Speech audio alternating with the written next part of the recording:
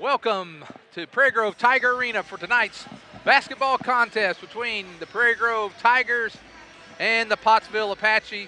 We'll have both the girls' game first and then the boys' game afterwards. I'm Lynn Gregson, and beside me, just got through reffing the JV game, Ty Gregson. Ty, before we get into this game, first time you reffed a game like that, huh? With I guess that age group, right? No, first time I've ever reffed a game, minus just doing pickup stuff.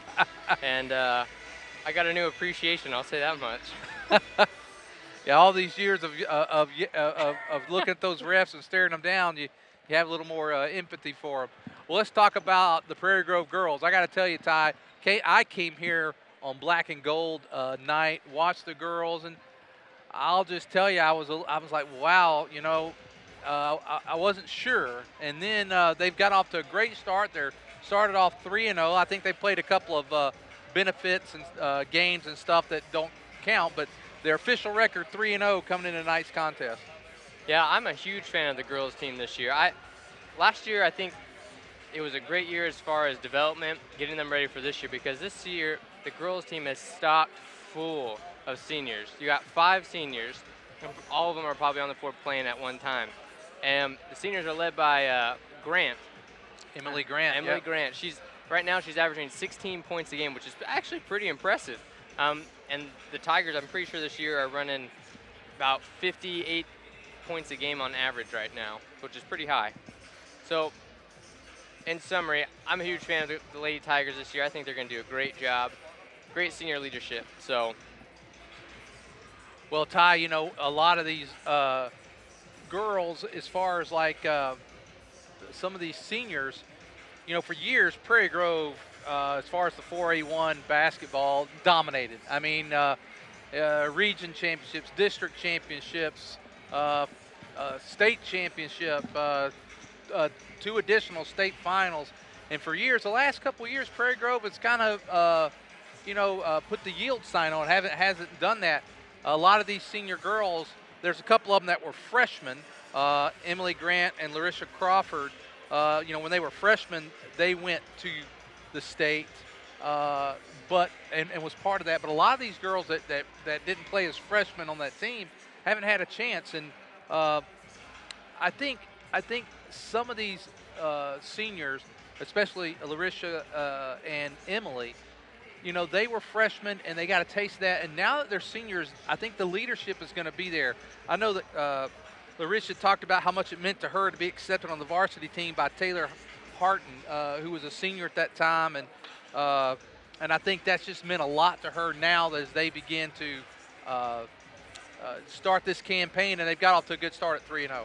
Yeah, and one of the things I'm really excited to see tonight, I was looking at the Pottsville Lady Apaches, and they've got 3 rolling big. They got a 5'11", 5'10", a 5'9", and they got 2 5'7s. And I'm interested to see how Wynos will hold up against that, who's one of our tall, young, up-and-coming stars at Prairie Grove. Well, we're going to go to the PA mic for the starting lineups. That's Doug Smith, and we'll be back after the national anthem and announcing of the starting lineups. Of our national anthem and the Prairie Grove alma mater by the Tiger Honor Choir. A moment of silence, please.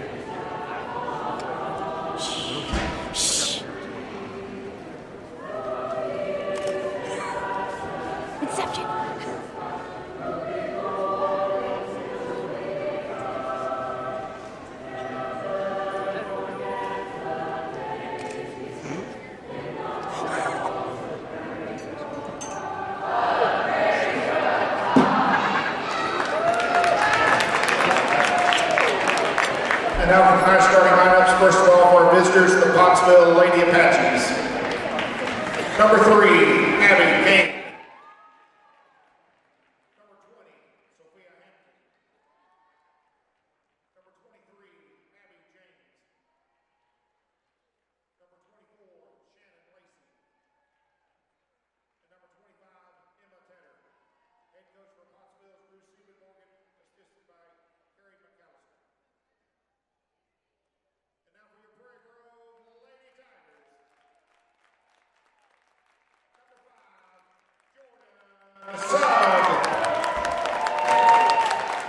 Number 10, Lexi Manuel.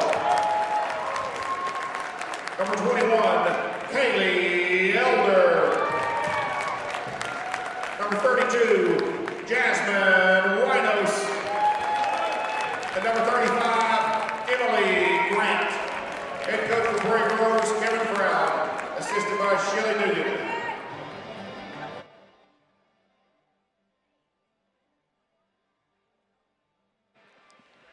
Well, we're back with you as the Lady Tigers get ready to take the court as our first official broadcast of the 2018-2019 basketball season. And getting ready to jump for the Lady Tigers is Jasmine Winos, and for the Apache, Abby James. And we are about to get underway. And there's the jump. Tip is going to go to the Lady Apache, and we are underway here at Tiger Arena.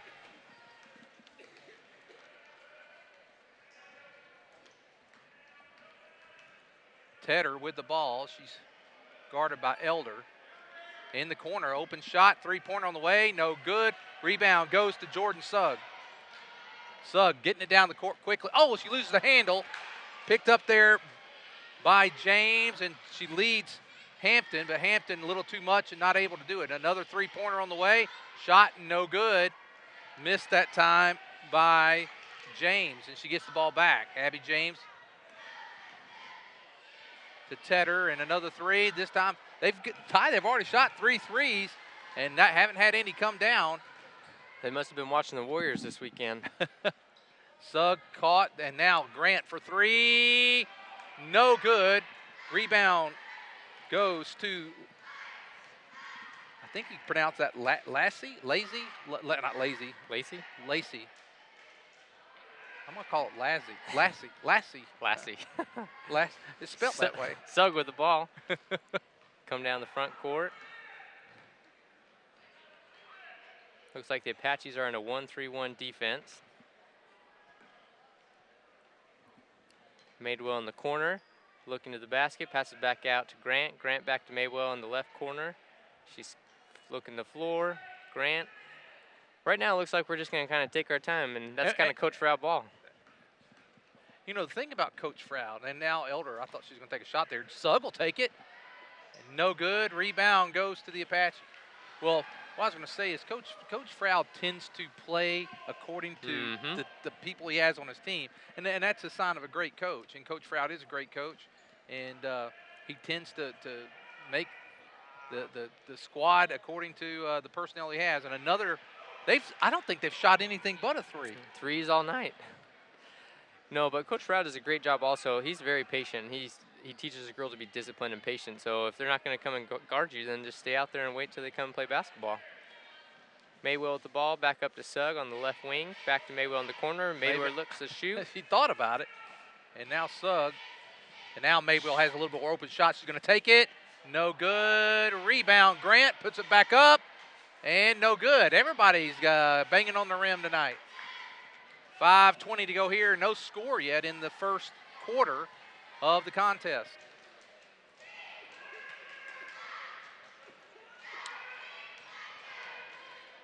And there's James, the 3, no good. Wow. You know, I'm a little surprised. I'm not surprised that people are shooting threes. What I'm surprised about is you've got a 5'11", 5'10", and a 5'7" in there, and not once have those been down low to get a pass. I didn't even see them get on the block. That's what I'm saying. Playing point, playing in the wing. Gets it into Winos, but unable to handle it. And now James coming quickly down the court. Looks like she's going to try to penetrate this time. Kicks it back out for another three. No good. And Sugg, the shortest one on the court, comes down the rebound. And handling the ball extremely well. Madewell gives it to Winos. Winos will pull up. Shot. No good. And just can't get him to fall. And the first foul of the game is going to be called. Coach Froud in early season form already. That's Winos' first foul, first team foul. Comes at 4:23 to go. We're almost halfway through the first quarter, and no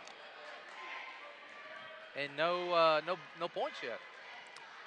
Yeah, I don't know if I understand the new idea of getting as many shots as you can throughout a game. I mean, if you're just and I mean this in all sense like niceness, but when you're just throwing bricks up all night, minus that one, like yeah, I think they're 1 out of 8, or 1 out of 9. It's not efficient. Yeah. And that time, that was Abby Kane that knocked down the first three of the game, or the first points of the game. Comes a three-pointer right about halfway through the quarter. Grant back out to Madewell. Madewell takes, drives baseline, pull-up shot, block. Nice block that time by Lassie. Now, there is something to be said. If you're only going to score 10 points in the first quarter and they all come at the very end when you finally get hot, I mean, I guess that works. Well, Crawford's going to come in for Sugg.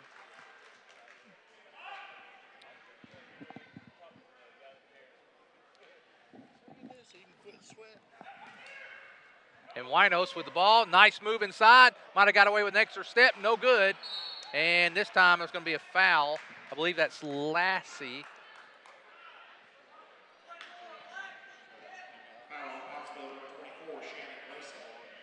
Lacey. All right, it's pronounced Lacey. So if anyone from Pottsville is watching and we've offended them, not on purpose. And nice, there's Crawford pull-up shot on the way. No good, just can't get a drop. Elder goes back up, block. Crawford. There's Madewell trying to make a move to the basket. Does, and blocked again. And there's going to be a jump ball. The ball will go in favor of the Tigers. Looking at the Lady Tigers' first 3 games, like I said, they're averaging about 58 points, and that's kind of skewed with a 76-point game. But, I mean, overall, you're still scoring over 40 points a game. And to start off 0, I don't know if it's size, I don't know if we're shooting bad, but it's definitely a slow start than the norm so far this season. Gets it into Grant. Grant, pull it up, got it. So Grant gets the first points for Prairie Grove at the 3:19 mark of the first quarter. And they're just moving the ball around well. They got a new player in, number 22, Logan Metters. I'm sorry, Grace Bratton. And Madewell comes up with a steal, and she's coming down the court and gives it up to Grant. Grant going baseline. She drives. Oh, knocked away. Wait a minute. Oh, he said it went off her knee. I guess he had a better look than we did. 2:50 to go. 2:52 here in the first quarter. Pottsville up 3-2. Low scoring.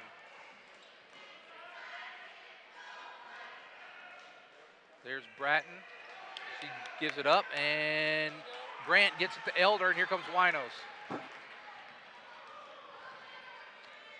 Kicks it out. Grant over to Winos. Winos pull up. Nice shot.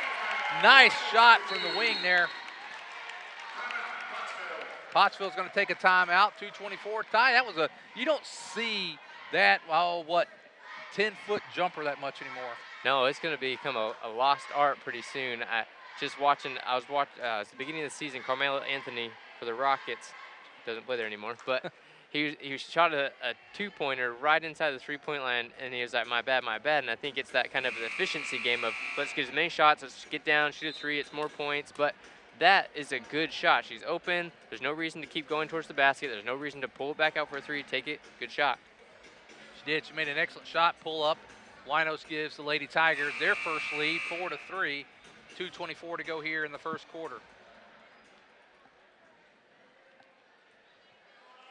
Bratton brings the ball into Abby James, and James will bring it down the floor. Looks like Sugg's going to come back in. Sugg is going to come back in.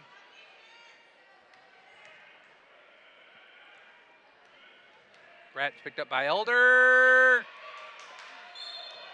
Oh, we got a break. Winos is going to come. Winos is going to come out. Sugg's going to come in. Coach Frau probably wanting to get her out and not get her second foul here in the first quarter. It's smart. You know, I was just watching that official. He had to explain his answer. I feel bad for him because I didn't have to explain any of my calls. And Suggs got at the top. Under 2 minutes to go now in the first quarter. Crawford working, comes, kicks it over, and nice move. Pull-up shot on the way by Sugg, no good. Rebound. Bratton, she gets it to James. James working it down the floor. Good shot by Suggs, same as the last one. Nice move there by James. James, first time they've really taken it inside, and she does a nice job. It's 5-4, Pottsville.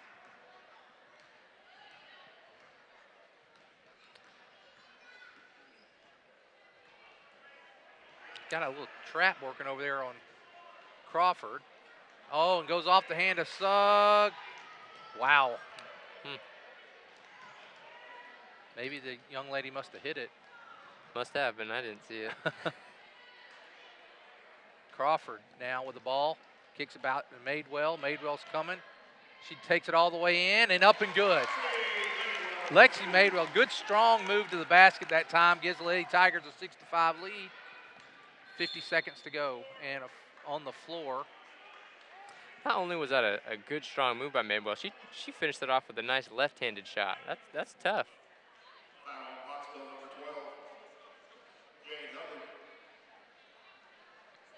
Checking into the game, back in is Abby Kane and Shannon Lacey. Good defense by Elder. Oh, Sugg could have turned around. She might have got that one. 45 seconds to go in the first quarter. Low scoring, tight game. And nice move again by James. You know, I'm starting to think that the whole ploy of this game was spread them with the shot and then start attacking the basket. Well, we're down to 25 seconds. Madewell in the corner. Gives it up to Sugg, over to Crawford. Elder looking for three. No good. And Sugg comes up with it with 14 seconds. Down to 10. We're going to get one shot off, or that's what we want to do. Grant.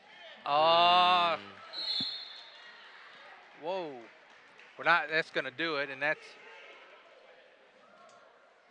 they don't even have, you don't even have time to, you literally have to just tap it. That's it. Well, 1 quarter of play. It's Pottsville 7, Lady Tigers 6. We'll be back after this. Hi, my name is Matthew, and I'm going to tell you a little bit about Prairie Grove Christian Church, where our mission statement is to love God, love others, and serve others. We have 2 services on Sunday morning at 9 and 10:30 a.m., lasting a little over an hour, which consist of worship, communion, and a biblically based message. On Wednesdays, we have the Quest and 2240 ministries for children in junior high, as well as men's and women's small groups. Twice a year, we have men's and women's encounters. On Sunday night, we have 2240 for the high schoolers. Some of the ways we love to serve our community are through the Great Serve, Life Ministries, and the Backpack Program. In the fall, we have Upward basketball and cheerleading opportunities for children who are in kindergarten through 2nd grade. This year, we will have a group going to Cambodia, as well as supporting missions in Papua New Guinea and Haiti. If you want to experience what Faith and Grace is all about, come to Prairie Grove Christian Church to learn, worship, and meet people just like you. For any Farmington residents, please consider visiting our sister church, Caston Christian, at the Randall Lynch Middle School cafeteria, Sunday mornings at 10 a.m.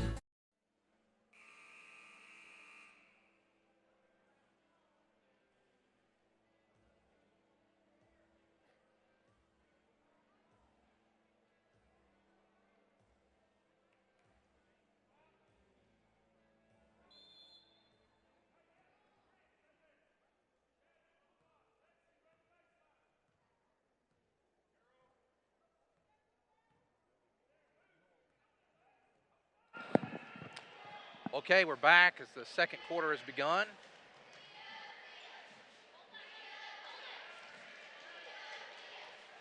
Cross court to Crawford.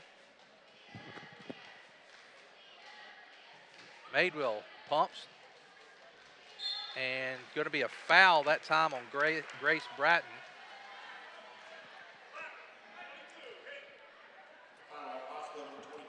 Two team fouls for both teams. That's a good thing. You don't have anybody in really foul trouble at this time. Nobody with two.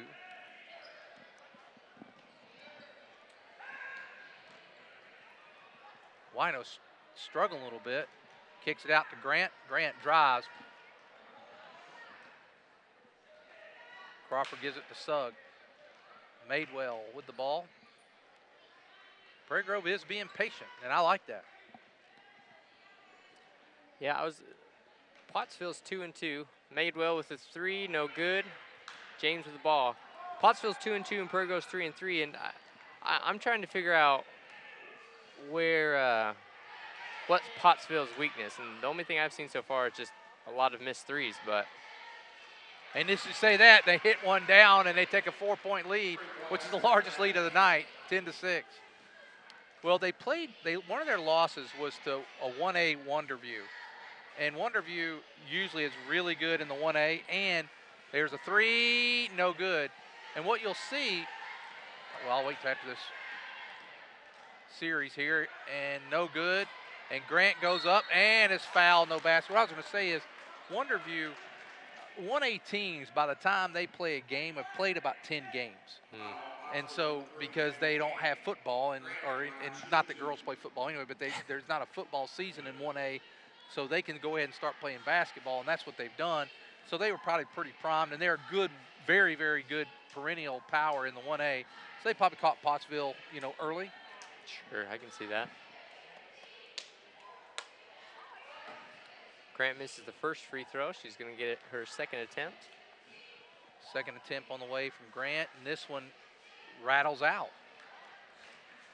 10-6, Lady Apache lead.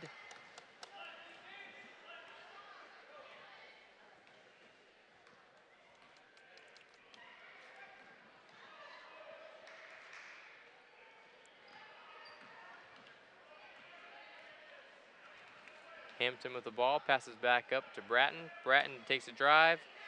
Kane for 3 again. And she's got it. Now all of a sudden, those threes that weren't dropping are now dropping and have stretched the lead to 7. This is where you got to get, not worried, but like you said, the threes are dropping, so either get out there or start hitting your own. Yeah, we got to start hitting some shots.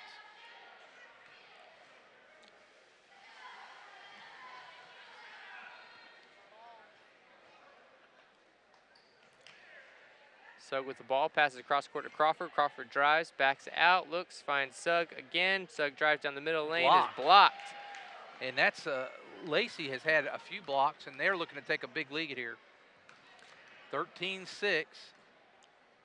And Bratton thought about the 3.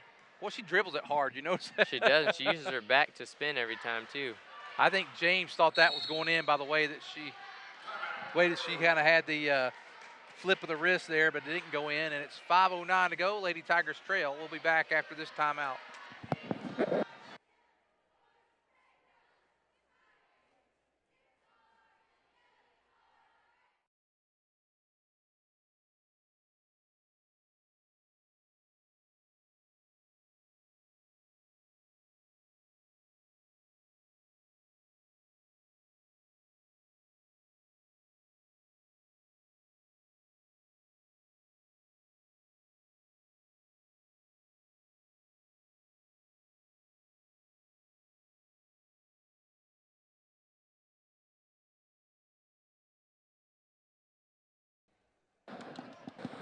Okay, we're back with you as Crawford brings the ball over the half-court line, and we're down to 5 minutes to go here in the first half. It was 7-6 at the end of the first quarter, and the Lady Apaches have dropped 2 threes to take a 7-point lead. This is a tough 1-3-1 to play against. If you're looking at the arm length right now, that's some trees you got to throw through to get the ball around.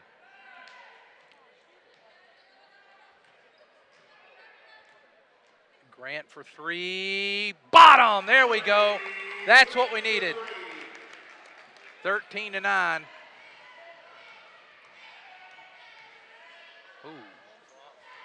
She might have got away with one. Bratton gives it up. There's Kane. Kane, and this time stolen and fouled, is probably a smart foul by Kane because Grant was going to make a basket. Sure. And it's better to foul them up the court instead of when they're at the basket getting an and one. So unsmart, then real smart. Sugg with the ball.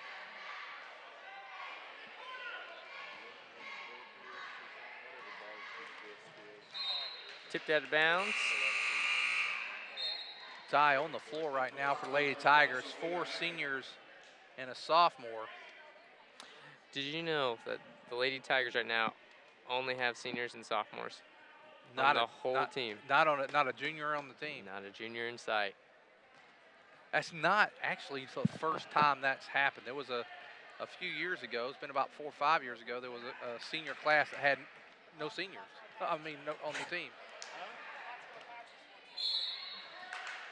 The year that those Harton twins were juniors, there was no seniors on that team. So it's been a while. So next year's class will be an all junior team unless we have a few seniors decide to come out. Grant with the ball. Madewell.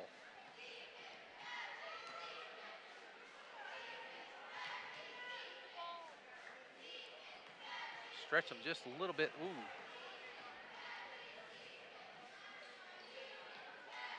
Prairie Grove trying to get that shot. There's Grant for 3. In and out, no good. Rebound, Madewell. And she gets out to Crawford, who throws up the 3. Bottom! There we go! And just like that, the Lady Tigers are only down 1. Great dribble penetration and kick out. Back-to-back times, then Madewell's a great offensive rebound. Great rebound. Wow, over the back, no call, and three-pointer wide open, shot, no good. Rebound goes to Grant. And she gives it up to Sugg. We're down to 3 minutes to go in the first half. 13-12. Lady Apache have led most of the way. Prairie Grove did have a brief lead at 4-3. Grant going, she's got good penetration, and she's going to be fouled. Good move that time by Grant. Fouled by Bratton. You know, next time Grant shoots a 3, I wish I had one of those stop cams, measure, because that ball's got to be 15, 20 feet in the air before it starts dropping down. She missed her first 2 free throws of the night. Let's see if she can get back on track, and she does. All tied up at 13. Lady Tigers looking to take the lead back. Well, one of the nice things about a low-scoring game is, though it's maybe not as eventful or entertaining, you can always be in the game. So if you're down 6, down 7, 1, 2 shots, you're right back in it. And the Lady Tigers have already get the ball. The Lady Tigers have already outscored their first quarter. We got 2 minutes and 44 seconds to go. So 2:44 to go, all tied up at 13. Grant 1 of 4 from the line, which is a little uncharacteristic of her. Oh. We kind of got a gift and then gave a gift back because they kind of dropped it there on the throw in, and then we let that one get away. 2.5 minutes to go, all tied up at 13. James with the ball picked up by Crawford.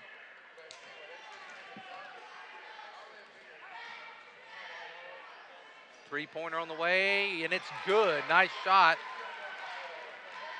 That's number 14, Julia Reynolds. So Reynolds knocks down to 3 at 16-13. That was a long pass. We got away with it.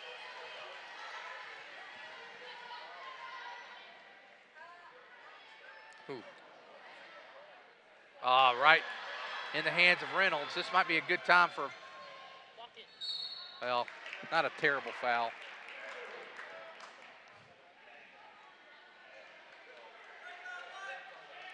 It's only the 3rd team foul on Prairie Grove. Grant has 1, Crawford has 1, I believe Winos has 1. So no one in any serious foul trouble and she misses the free throw. Does Reynolds. Lady Apache have 16 fouls, so Prairie Grove another foul, and they get into the bonus. And she makes the second one. 17-13, 1:52 to go here in the first half. Crawford brings it across half court for the Lady Tigers, and that's 2 in a row. These back-to-back possession turnovers. That time she might have got, the ref was kind of in her way. She couldn't get to it, but shouldn't have mishandled that one. That's 2 in a row, though. Mm-hmm. Just mishandled passes.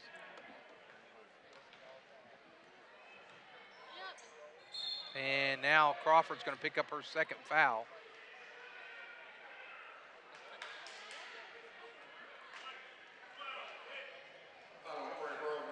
I have to say, I don't think I've ever seen any of these 3 refs ref a game.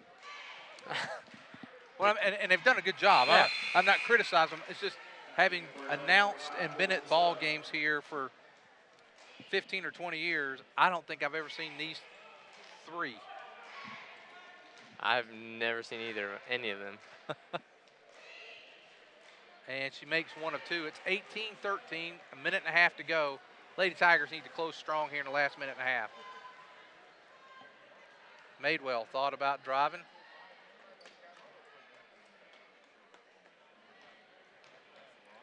We've got to be a little stronger with our passes here. You know, Winos is working real hard down low, but it's really tough with Madewell Lacey. There's Grant for 3. It's going to be no good. And rebound goes to Tedder. And now with a minute to go, they're trying to match their largest lead. They've had a lead of 7. They got 5 now. Oh, we got a break again. You know, one of the things I think as far as offensively, I haven't seen the girls play yet this year. This is the first time I've actually seen them. But I'm assuming that Winos has a little bit more command down low in the paint. And right now, I mean, the Lady Tigers are having to rely solely on their shooting, and right now it's just not falling for them. They're all over Sugg, and Sugg gets it into Winos. Oh, no good. She had exactly the setup we want, unable to convert. James, pull up, 14-footer, no good. Rebound, and a travel. We got another break.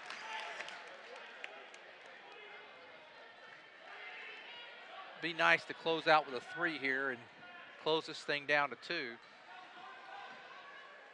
Winos gets it over. Gets it to Grant. Grant drives. Nice move. No good. And we get away. Ooh. Did you call a foul? Mm-hmm. It's Winos' second. Tough time to get it with 16.4 to go in the half. But she's trying to get a ball and trying to make a play. This is where you just don't do something in the last 16 seconds to pick up a third. You don't pick up a third, and you also kind of guard that 3-point line. Don't let them get an easy 3. There's the pick. Looking for the 3. Straight up. Did Winos pick up her third? 1 and 1. Ooh, what a break. That's a huge break for Prairie Grove because, man, Winos would have picked up her third with 2.1, and they're calling it on the floor.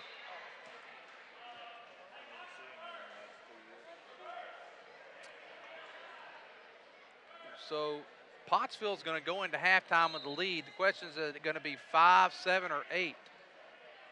I'll take 5.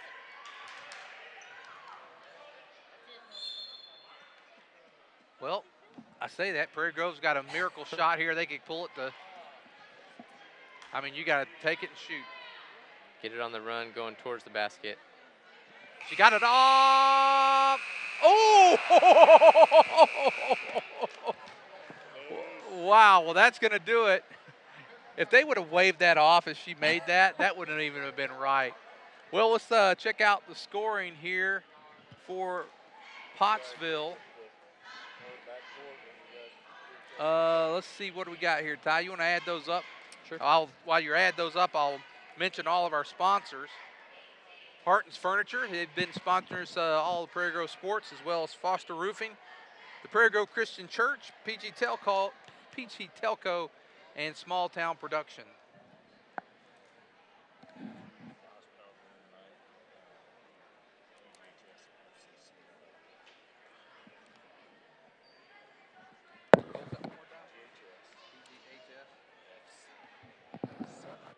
What is that?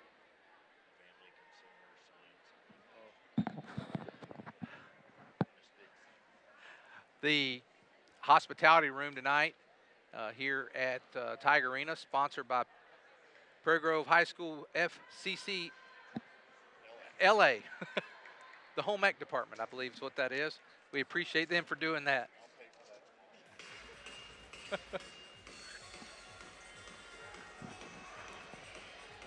All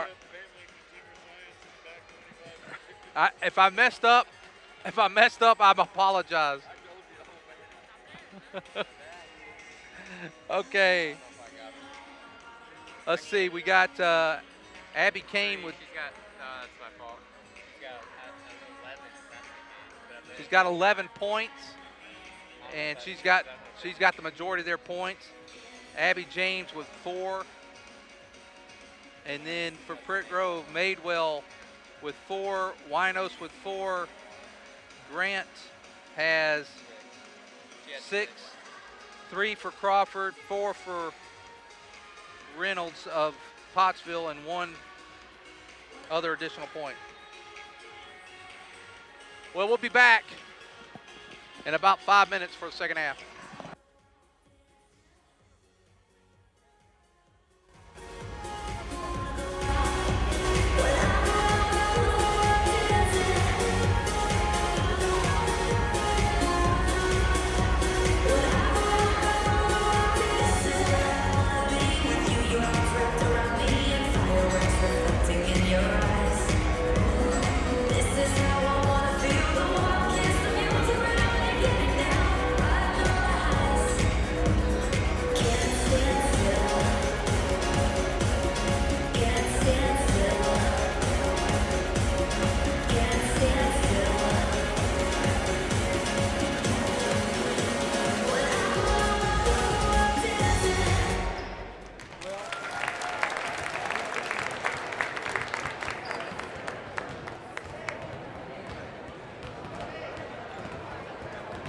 To buy a new recliner, a sofa, or maybe you need a box springs and mattress. Well, look no further than Harton Furniture in Prairie Grove. Terry Harton works hard to keep his showroom fully stocked, so if you pick something out, you can go home with it right then. But also, custom orders are no problem. If there's something you want, he can have it in just a few days. With over 20 years in the furniture business, great customer service, and excellent prices, Harton Furniture is the place for you.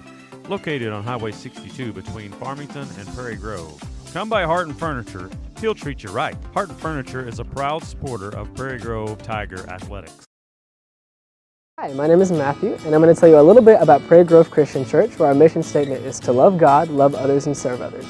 We have 2 services on Sunday morning at 9 and 10:30 a.m., lasting a little over an hour, which consist of worship, communion, and a biblically based message. On Wednesdays, we have The Quest and 2240 ministries for children in junior high, as well as men's and women's small groups. Twice a year, we have men's and women's encounters. On Sunday night, we have 2240 for the high schoolers. Some of the ways we love to serve our community are through the Great Serve, Life Ministries, and the Backpack Program. In the fall, we have upward basketball and cheerleading opportunities for children who are in kindergarten through 2nd grade. This year, we will have a group going to Cambodia, as well as supporting missions in Papua New Guinea and Haiti. If you want to experience what Faith and Grace is all about, come to Prairie Grove Christian Church to learn, worship, and meet people just like you. For any Farmington residents, please consider visiting our sister church, Caston Christian, at the Randall Lynch Middle School cafeteria, Sunday mornings at 10 a.m. In this part of the country, it's a way of life.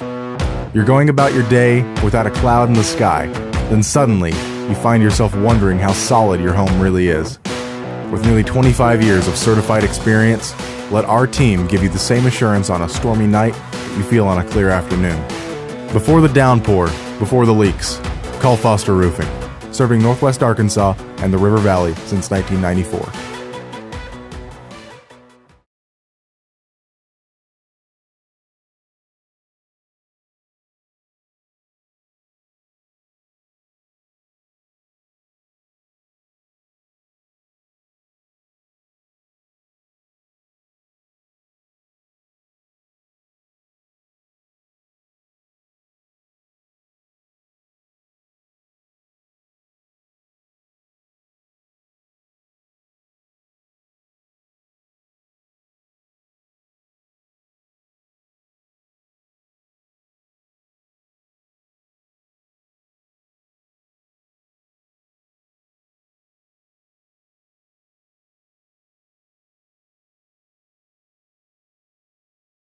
In this part of the country, it's a way of life. You're going about your day without a cloud in the sky, then suddenly you find yourself wondering how solid your home really is. With nearly 25 years of certified experience, let our team give you the same assurance on a stormy night that you feel on a clear afternoon. Before the downpour, before the leaks, call Foster Roofing, serving Northwest Arkansas and the River Valley since 1994.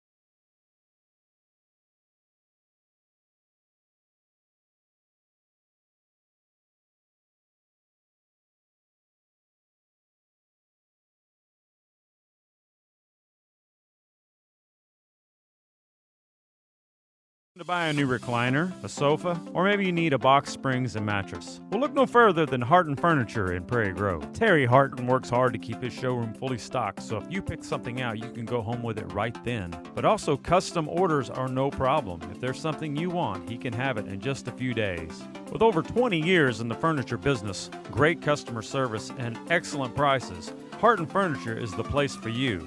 Located on Highway 62 between Farmington and Prairie Grove. Come by Harton Furniture, he'll treat you right. Harton Furniture is a proud supporter of Prairie Grove Tiger Athletics. Hi, my name is Matthew, and I'm going to tell you a little bit about Prairie Grove Christian Church, where our mission statement is to love God, love others, and serve others. We have two services on Sunday morning at 9 and 10:30 a.m., lasting a little over an hour, which consist of worship, communion, and a biblically based message. On Wednesdays, we have The Quest and 2240 ministries for children in junior high, as well as men's and women's small groups. Twice a year, we have men's and women's encounters. On Sunday night, we have 2240 for the high schoolers. Some of the ways we love to serve our community are through the Great Serve, Life Ministries, and the Backpack Program. In the fall, we have upward basketball and cheerleading opportunities for children who are in kindergarten through second grade. This year, we will have a group going to Cambodia, as well as supporting missions in Papua New Guinea and Haiti. If you want to experience what Faith and Grace is all about, come to Prairie Grove Christian Church to learn, worship, and meet people just like you. For any Farmington residents, please consider visiting our sister church, Caston Christian, at the Randall Lynch Middle School cafeteria, Sunday mornings at 10 a.m. Okay, we're back with you for the second half. The Lady Apache will have the ball to start the second half. They have a 5-point lead on our Lady Tigers.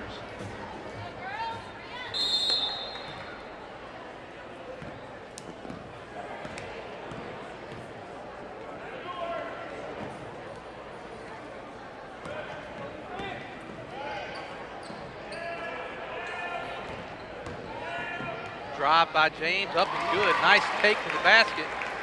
James, oh no, and James gets the throwaway pass, and now James with a chance to go in, no good.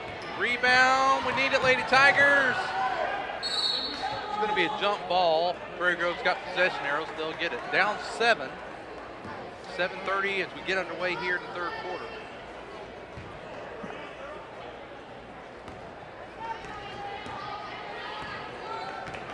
Lady Tigers have already been down 7 tonight. This is the second time they've gotten down this far again. Nice pass inside to Winos. He's going to be fouled. I didn't see who got the foul there. We'll find out here momentarily. Abby Kane.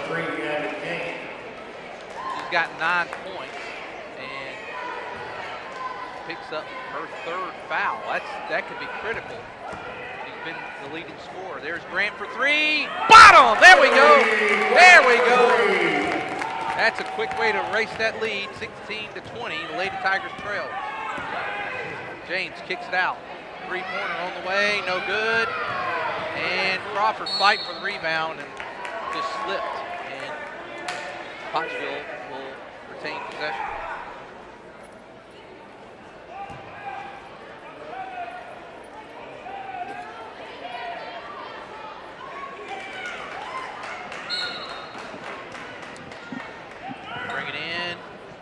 Tedder, there's Kane, wide open 3 off the back of the rim. Winos, and that's going to be Lacey over the back. Ty, were you away there? Kane, leading scorer for Pottsville, picked up her third foul early here in the third quarter. You know, I like to watch basketball when you got all your players, but if you can get that advantage, that's good. But I also want to see Lacey get into some foul trouble. I just want to see how the Lady Tigers play without that tall body presence in the middle of the floor. And there's Madewell for three. Bottom, back-to-back threes. And quickly erase the 7-point lead. It's 20-19. Pull-up shot. And nice job by the 16-footer there by James. James now with 9 points. She and Kane make up 18 of the 22 points for Pottsville. And there's Grant for three. No good. Rebound goes to Pottsville.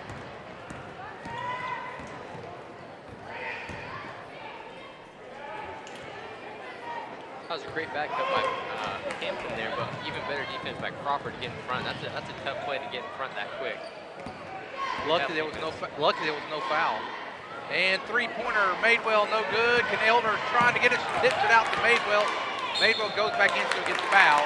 And they're going to call on the floor. They're going to call on the floor. Two shots on the floor. Should be on the floor. That is. I don't think she tried to shoot I saw him hold the two up, but it was a 23 is what he's doing.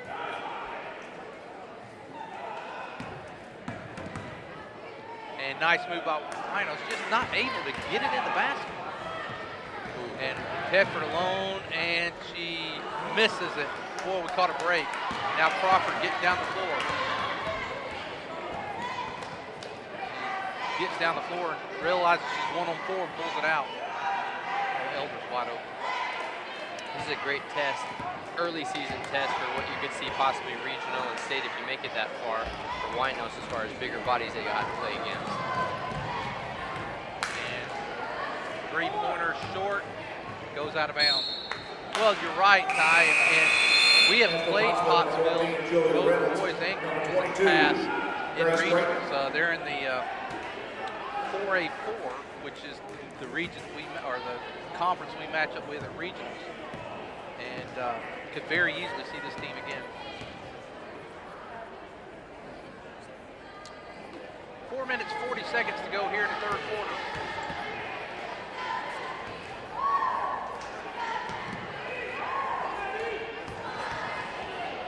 Off the foot of James.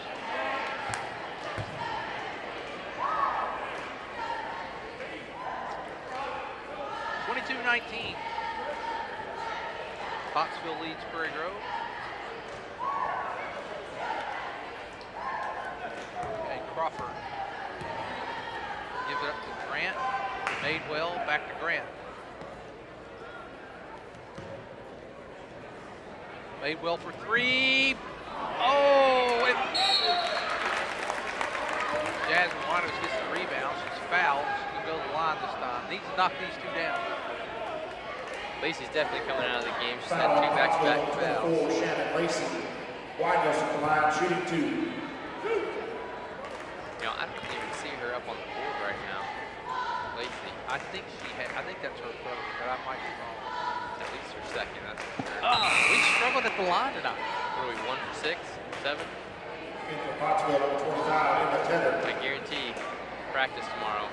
Free throws. There'll be some free throws tomorrow. After sprints. That's if you lose. And she makes one of two. It's 22-20.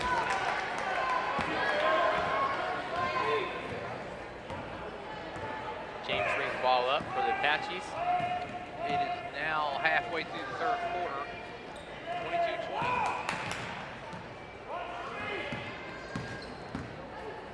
James driving is going to get fouled, and Crawford's going to pick up her third. Prairie Grove, number 21. She's very aggressive at going to the basket. She said 21. He gave that to Elder. Take it. That's the second time Elder got a call, but I don't even think she was near. So James struggles for free throw line. This is her first one. Her second one on the way, and this one is knocked down. 23-20. So Crawford with 2, Elder with 2, Winos with 2 fouls. Only one team foul here in the second half for the Lady Tigers, 4 for Pottsville. Wow. Pass, now we've got to get out of the lane. Grant for 3, bottom! There we go. We're all tied up at 23. 3.5 minutes to go here in the third quarter.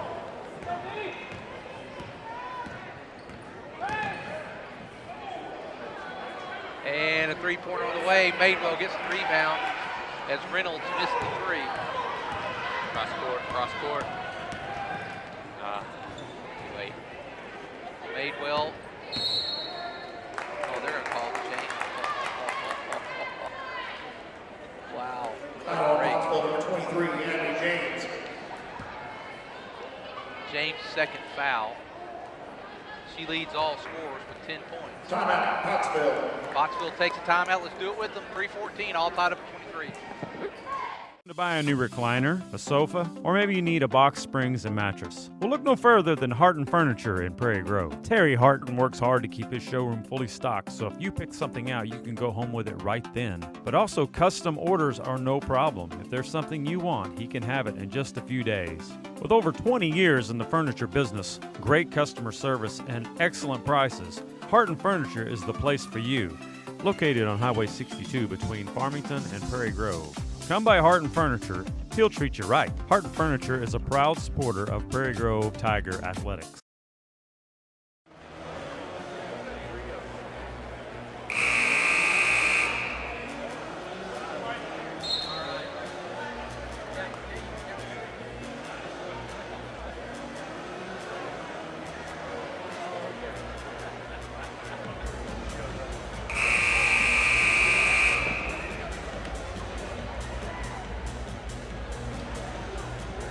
Okay, we're back as the Lady Tigers will have the ball and a chance to take the lead. Been a while since the Lady Tigers have had the lead. Have we had the lead? Yeah, it was 4-3. Okay. And we got close again. We knotted it up at 13, so 10 points later. 23 all. Crawford with the ball up top. Swings the left side of the court to Grant. Grant looking, back to Crawford on the right. Back to Grant. Grant to Madewell. Madewell looks. No look. Trying to get it inside the minor. Well, it's a great time to do it because you got Lacey out of the game. So if you're going to look for Winos, now is the time. Grant gets it inside to Crawford. He kicks it out to Grant. Grant drive. Kick out. It's going to be a 2. No good. Rebound. Winos fight for it. Gets it. Now Grant for 3. Oh! No good. We got a break. We got some breaks tonight. That was a big one because I thought Winos may have traveled a little bit there. Nonetheless, we get it. That's 2 offensive rebounds back-to-back for Winos, and I think this is what I was expecting to see from Winos, but with Lacey in the game, I mean, she's really kept Winos pretty quiet tonight. Well, we're under, getting close to 2 minutes, stolen. That's Bratton. Walk! Oh! Walk! 25-23. They didn't get the points yet. Now they did. Now, Ty, a critical number up there is 6-1. That is the fouls. Wow. So Lady Tigers will be in the bonus. 3-pointer from Madewell. In and out, no good. Rebound goes to, that's 22. That is Bratton. Shot on the way, no good, and boy, we got a break again. The nice thing is, Ty, the Lady Tigers have not shot exceptionally well tonight, but have kept it close. You're going to go into the fourth quarter. You're going to be, you're going to be within a basket or two. And you got free throws the rest of the way. You got free throws the rest of the way. What I like that point, just the fact that we haven't shot, like you said, great at all, but to be this close, I think those breaks are obviously in our favor, but I mean, if you're shooting bad, you'll take the breaks when you get them. Well, just almost a wholesale change there. He brings in 4 players, including Lacey, back in the game. Kane as well. Look out for the 3 ball.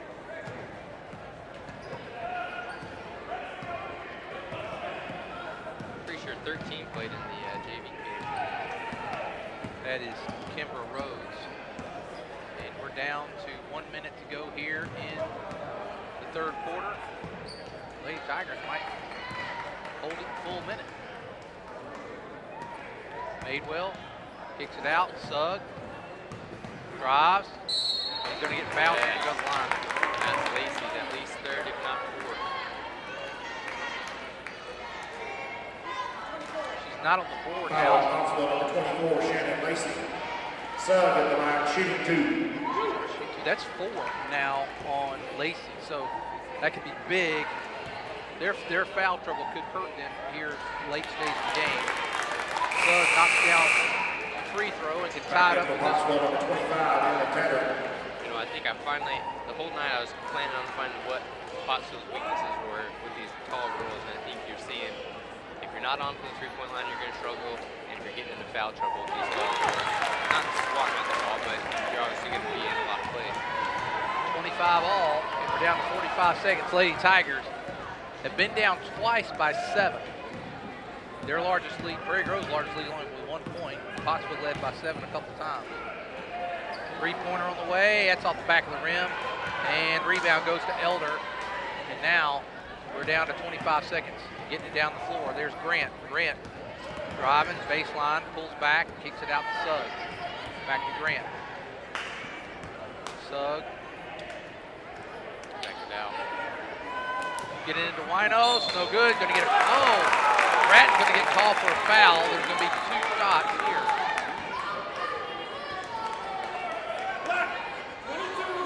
Foul Pottsville number 22, Grace Prairie.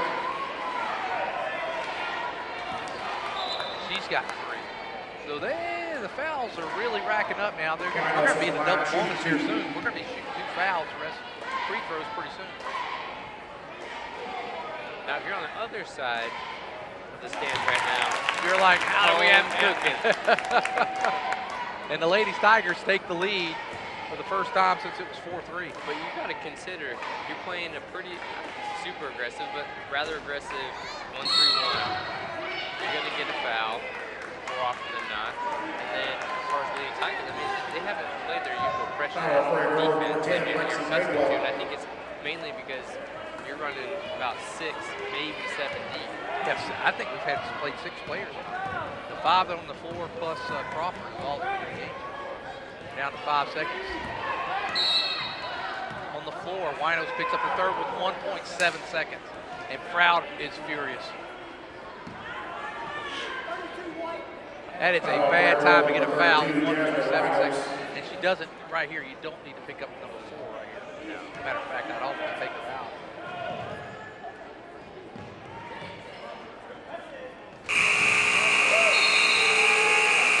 Well, we've played 3. The Lady Tigers have a 1-point lead, 26-25. We'll be back for the fourth quarter.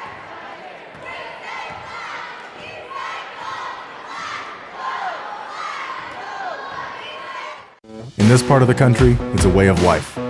You're going about your day without a cloud in the sky.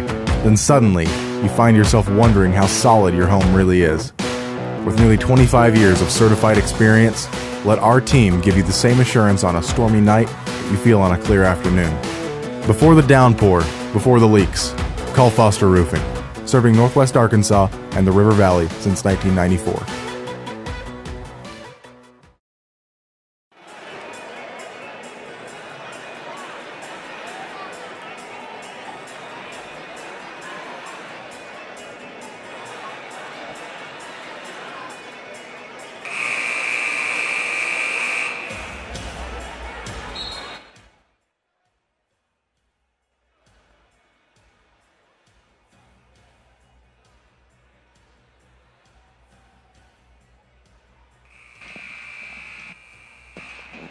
Okay, we're back with you as we get ready to start the fourth quarter. The Lady Apaches will have the ball. Lady Tigers up by 1, 26-25. Low scoring game tonight.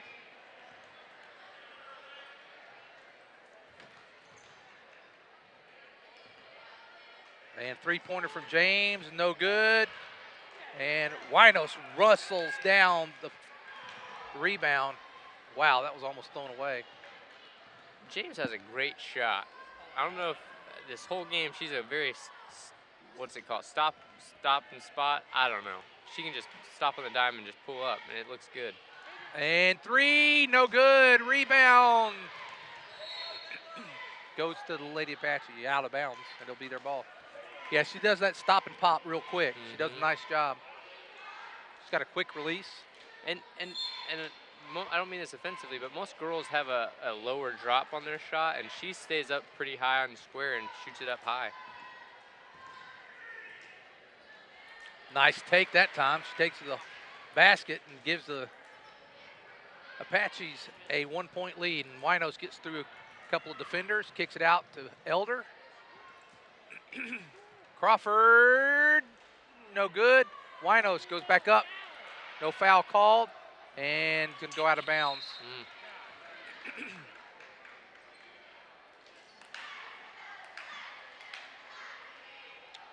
6:55 to go in the ball game. It's been pretty close throughout. Largest lead has been 7 points. That was by Pottsville.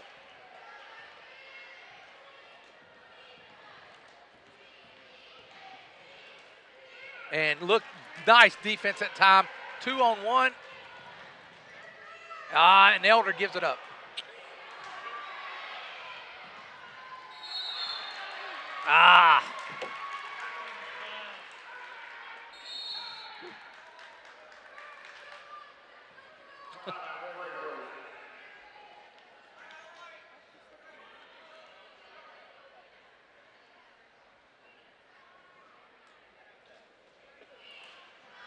Well, Ty, 6:36 to go in the game.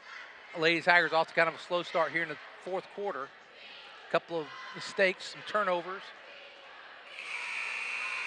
Need a couple of baskets here.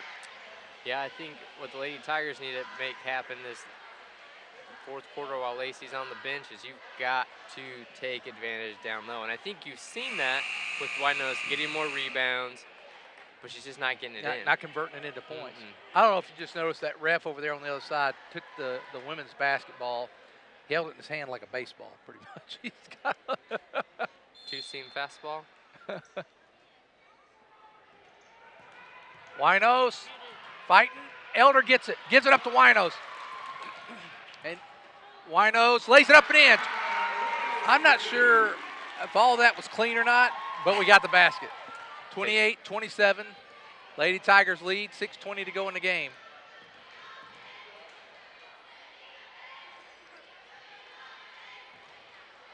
Three-pointer on the way. No good. Winos looking for the rebound. Good call. Wow. Kane, good hustle that time by Kane, unable to get it for the Apaches. I'll tell you, Ty, we've not put any pressure on them all night. With our fouls where they are, if we wanted to do that, that's something we could do down the stretch here. We could, but I really think Elder for three, no good. Winos with another rebound, hold on to it. And Prairie Grove's got the possession, you were going to say? I think a lot of Prairie Grove basketball for this year, if you just kind of glance at the bench, not a lot of those girls have gotten in, and I just think you've got to conserve your energy. So I don't know if you're going to see the normal pressure that you're used to. You're going to see the aggressiveness, but you're not going to see the pressure. Coach Frow won a little bump, didn't get it. And right now, so far, and now Lacey's coming back in. Ty, the one thing that has so far, with 2 minutes to go in the third quarter, we got into the bonus. And we've not taken a bonus foul shot yet. So they've done a good job, almost, over 4 minutes and no fouls to give us that, what could be an advantage, but hasn't been yet. Lacey, she's picked up by Winos.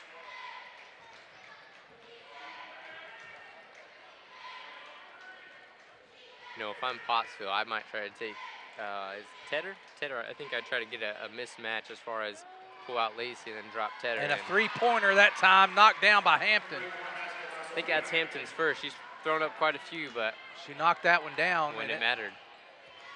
30-28, down to 5 minutes to go here in the ball game. Crawford up to Madewell, in and out. She's had about 3 of those like that tonight, just in and out, right on the spot, just not able to fall. 30-28. And they work it inside really nice. Nice job. One of the best executed plays by either team all night.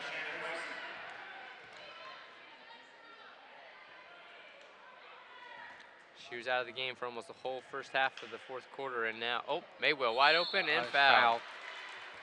That's going to be James' 3rd foul, which is late in the game, not a huge issue, but if she were to pick up number 4, that could be big. See, what stinks about this foul, though, is you're going to go on the line anyways. So if you want to get your fouls, you want the clock to stop, and you want to be dribbling the ball, you want to be yeah, it's your 2 free throws, but we missed them. And that's where, if we could just, my rule is always if you can make half the ones you miss, and boy, we'd have the lead. 1 for 9. No, we made another one. Did we? Yeah. 2 for 9. Oh my gosh. Free throws have been the Achilles heel tonight for the Lady Tigers.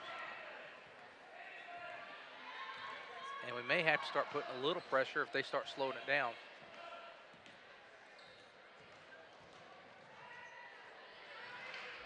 Winos gets the rebound and gives it up to Grant. We're halfway through the fourth quarter. Lady Tigers down by 4. Wow. Crawford for 2. Got it. 32-30. About a 17-footer that time from Crawford. And the Lady Tigers cut the lead to 2.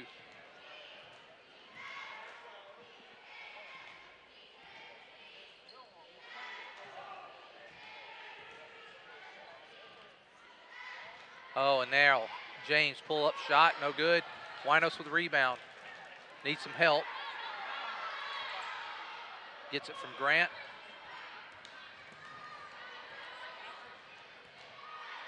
Good Crawford. cut. Oh, I'm pretty sure she just tripped on that one. I did too, but they're going to call James. That's her 4th. We talked about it. She picked up that 4th foul with 3:25. You got, at this point in the game, you leave them in, you let them play. Prairie Grove will have 2 shots on any foul the remainder of the game. And, well, any foul except for a charging foul. 3:25 to go. Ty, it's been close throughout tonight. It has. It definitely has. I think one of those things, Pottsville's probably looked better overall, but I also think we just haven't gotten shots to fall. I mean, close shots, far shots, free throws. I'm positive the rest of the season they will not have another 2 for 10 from the free throw line. And like you said, you make half of those that you missed, we're up by 2. And that's not even counting all the half of the other shots we've missed. But if you're Pottsville, you're saying we're playing really good defense. We've got our hands up, we're tall, we're long, we're affecting the shot. And they would say they've missed a lot of shots too, especially early on. 32-30, 3:25, and another missed free throw.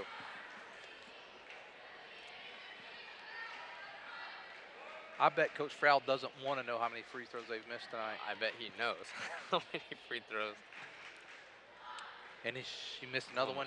Over the back, no call. Oh, my.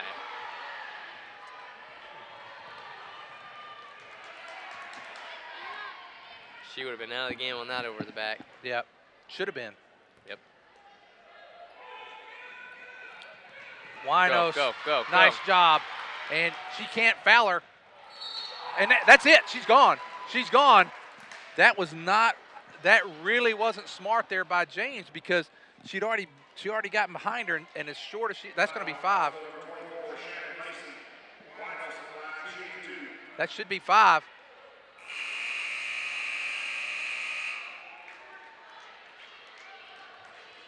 That was pretty, from where I'm standing, she looked like she was far enough away, behind, swatted it. I'll tell you this, though.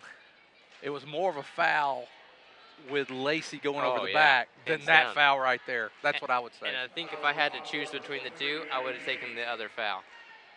Though James has played exceptionally well getting to the basket tonight. So that's, if you're looking towards the end of the game, you're going to have to rely on Kane or somebody inside to make your final shot.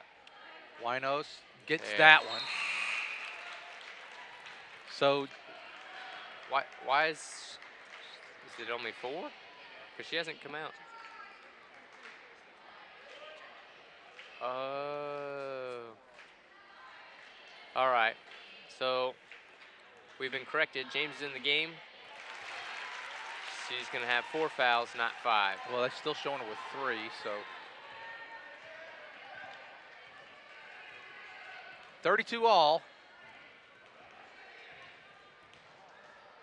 3-pointer on the way, no good. Winos and Ty, you're right. She's really done a good job on the rebounding part tonight. Pull-up shot. Get in, ball. Get in there. Yes, it goes in. 34-32. We're down to 2.5 minutes to go in the game. It's going to be exciting the rest of the way.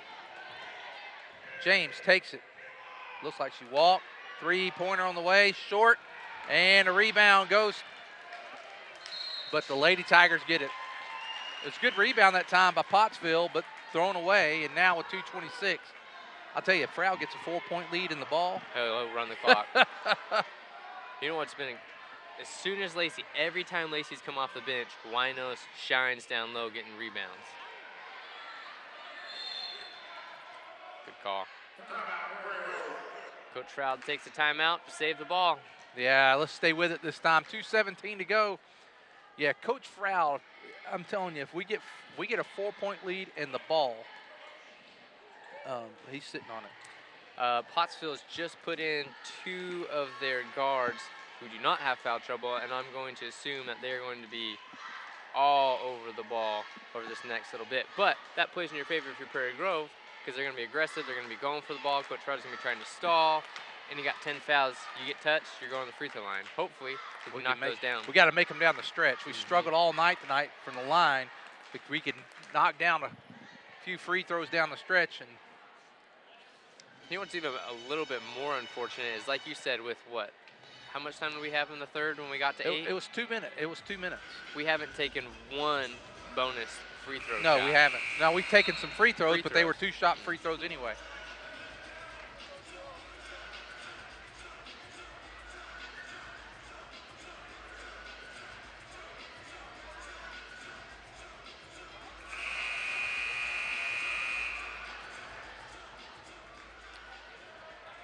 .217 to go in the game. Elder's going to bring it in under the basket there. And Grant was Where? Coach Frau just called that foul. He just called that foul and he got it. I'm pretty sure Pottsville coach knows that too. Winos needs to knock these down, really needs to get both of them. Prairie Grove has not had more than a 2-point lead, Ty. And now the largest lead for Prairie Grove comes at 2:17 with 35. And now here comes 3 players, James, Lacey, and Bratton. 35-32. Prairie Grove looking to stretch the lead to 4. I don't know if I've ever seen girls face when they go to rebound. And Get it. going to go out. Good hustle, though.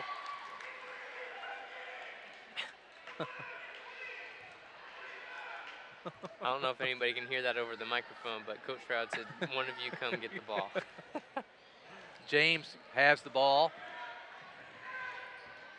Looking, drive, shot on the way, no good. Rebound goes to Lacey.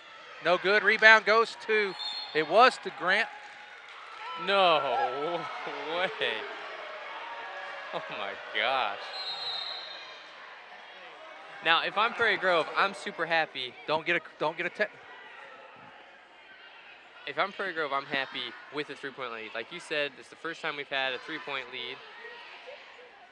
The way that they've shot the 3 okay, but James is the one that's probably been your most efficient, consistent scorer, and she's only shooting the 2. You've got Lacey who's getting rebounds right now. You still got to lead if they make a shot. So I'm assuming if you're coach for Pottsville, he's drawing up his three-point specialist play right now. And Kane's knocked down 3 threes too, so she could come back. She hadn't hit one in a while. I don't know. She won't be in. But I'll tell you though, Ty, we kind of got gypped there on that. That ball was knocked out of Grant's hand, and he called it out on Grant. I don't know how, but we've kind of had a couple calls go our way tonight, so. It's time to give Pottsville some breaks. Yeah. Except I think I would trade the breaks for at that the end ball. of the game. Yeah, yeah.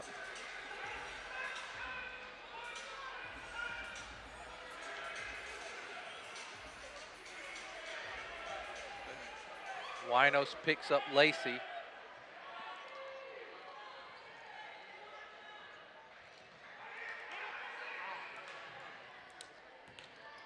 James shot on the way, it's good. That was a good draw-up play. He did, and needs to get it in. Wow.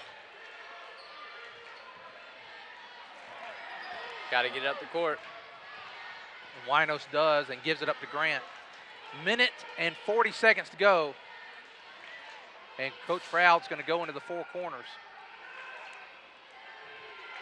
He's got 2 timeouts, so if he needs to use one, he can.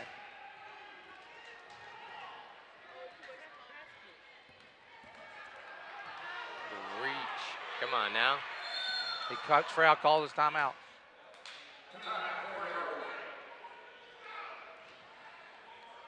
So the pressure's coming. 35-34, 1:20 to go. What you don't want to happen if you're Prairie Grove is when you start to go play slow, when you slow down the play, you usually become more timid as far as not just going to the basket, but you're a little bit more timid with the ball.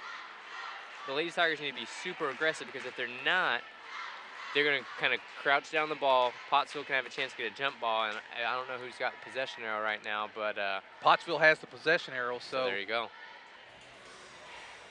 It's 35-34. And I'll tell you, here's the other thing, too. I think Coach Froud, I mean, a couple times when they're aggressive like that, there would look like there was one there they could have called a foul. No foul called. It's okay, but I think Coach Froud's stretching that out, hoping that aggressiveness, he'll get to go to the line and put some points on the board. Hope they miss and then get that rebound. Getting that rebound with a 3-point lead, that would really put a little more pressure on them. But right now, Prairie Grove's just got to make sure they don't, have a turnover. Absolutely. If I'm Prairie Grove, I'm looking for a circle around, somebody going to the back. And they got to get it in. Get it in.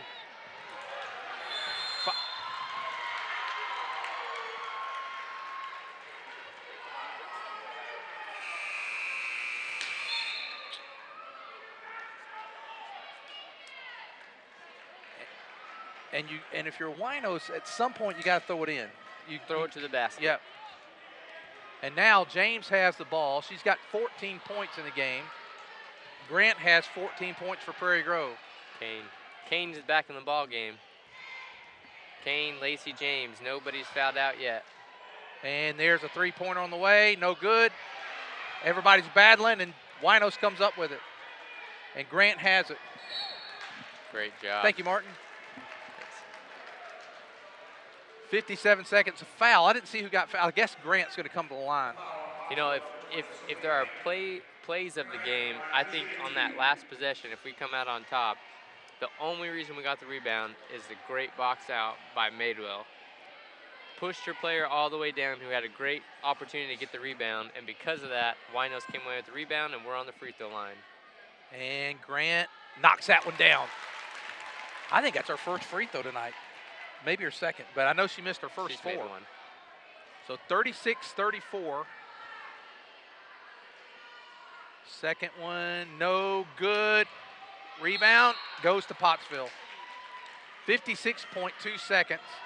Boy, if we could get another miss and rebound, that would really put what we need. Free throws have just killed us tonight. Free throws, we'd have made a third of the ones we missed.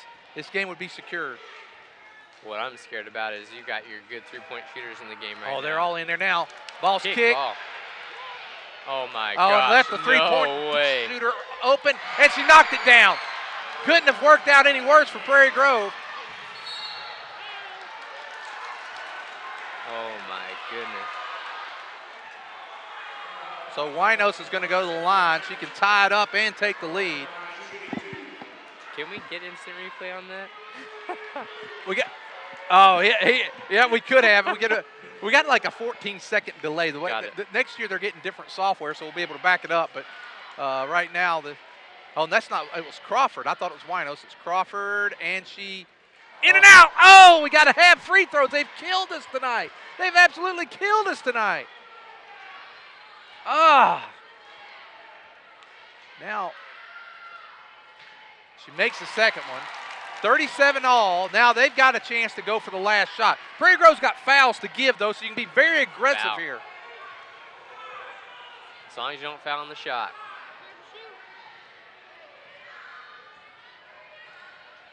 We're going to go to overtime unless they make a shot here. My call is Kane, drive to the basket, possibly a foul. I don't want that to happen, but Kane's got the ball at the top of the court. No. In and out, no good. Timeout. Just go to overtime. Ladies and gentlemen, we're going to overtime. I'm not sure what Coach Froud, he's been looking for something and asking a question, but I can't figure out what it's for. Well, we're going to overtime. This will be 4 more minutes of basketball tonight.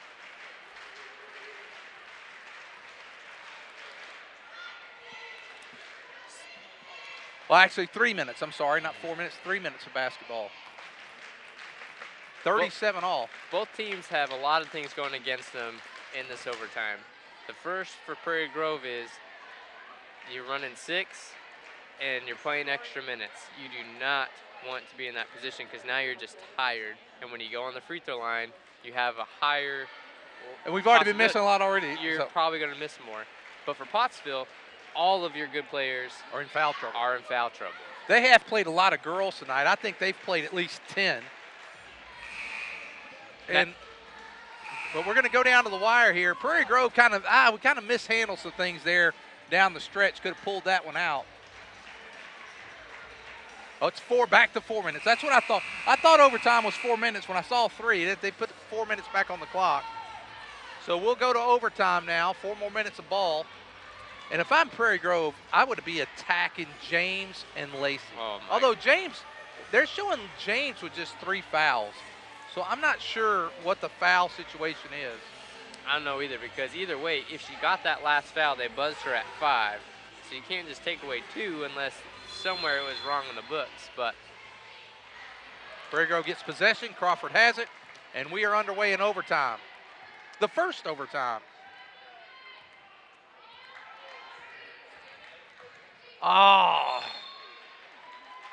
We get to jump ball and let it get away. It's just tough mistakes there.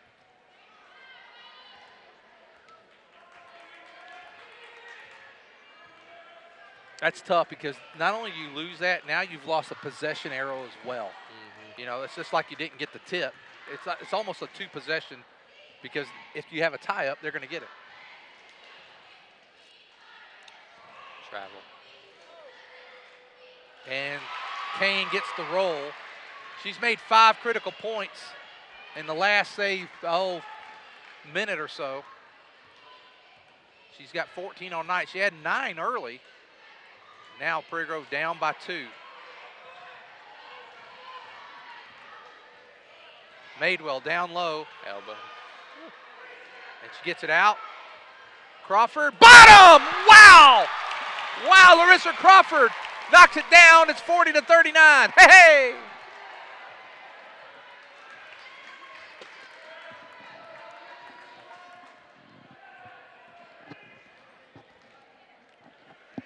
And there. Nice defense that time. They made the basket, but smart. Didn't pick up the foul there. 41-40. Down to 2.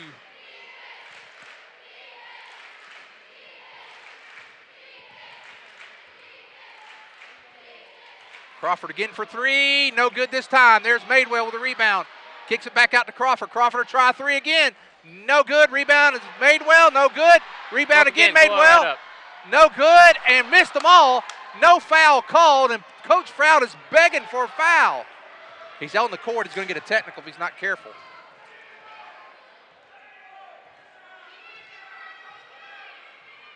He should be pretty upset.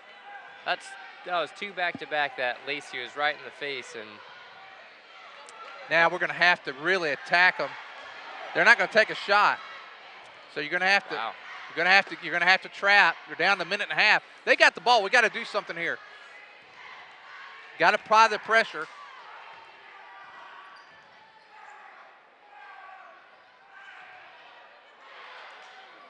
And we get a break. Wow, we got a huge break. Coach Froud may want to take a timeout if we here, because if we don't make the shot, the problem is we're not even close to the bonus. Well, he was just saying to foul. Yeah, but you got to. They may not be able to hear that on the court. He's going to take that timeout. Smart timeout. Let's take it with him. 1:11 to go in overtime. 41-40 Pottsville.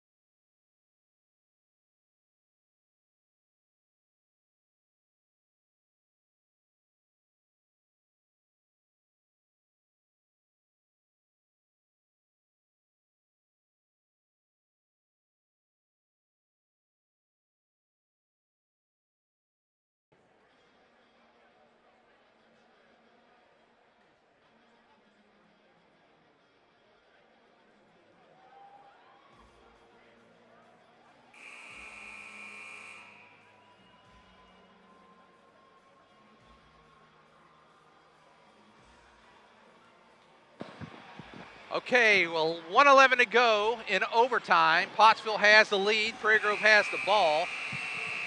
Coach Froud's probably told him I assume he told him if we don't make the basket, you got to foul.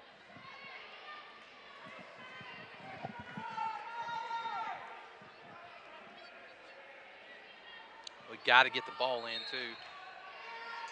Gets it to Grant. All right.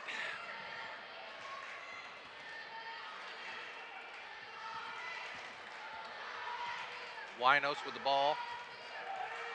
There's Grant. Grant for 3. No good. Rebound goes to James. And now you got to get up here and foul. You got to foul. And the foul goes to Crawford. We got to get. They've got the ball. We got to get him. He's going to take a timeout. He actually benefited us by him taking that timeout. That leaves Froud with a timeout, and he gets a chance to talk to his girls about defense here. Mm-hmm.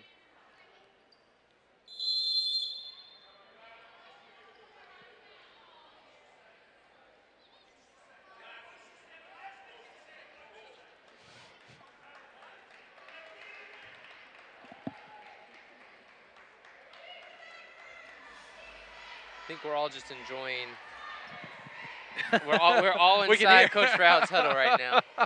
We're trying to listen and hear what's going on.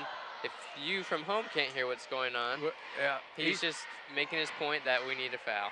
Well, Coach Dugan, his assistant, had told them foul immediately, and he just asked him. He said, "What did she say?" Foul immediately, and because we're not in any, we've got to foul 3 quick times, which is going to take probably, at a minimum, 5 to 10 seconds if we foul them very quickly. Well, just like that, as far as them getting the rebound, getting it all the way down the court, that took a good 5-10 seconds off the clock. Yeah. If you do have to do that 4 or 5 more times or 3 more times, you can't allow that.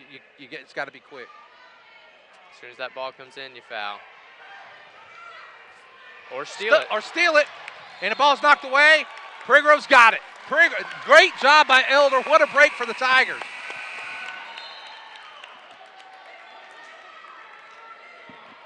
So Coach Froud, and now coming into the game, and he's wow. He got Lacey in just in time. My. What you need to do now is get the ball. Winos. Yeah, down low. Oh my gosh. Got to get it to somebody. get it in the hands of Grant. 40, Grant's driving, pulls up, shot, and they're going to give her a foul. They're going to give it a charge. Coach Froud's getting his. Oh my gosh.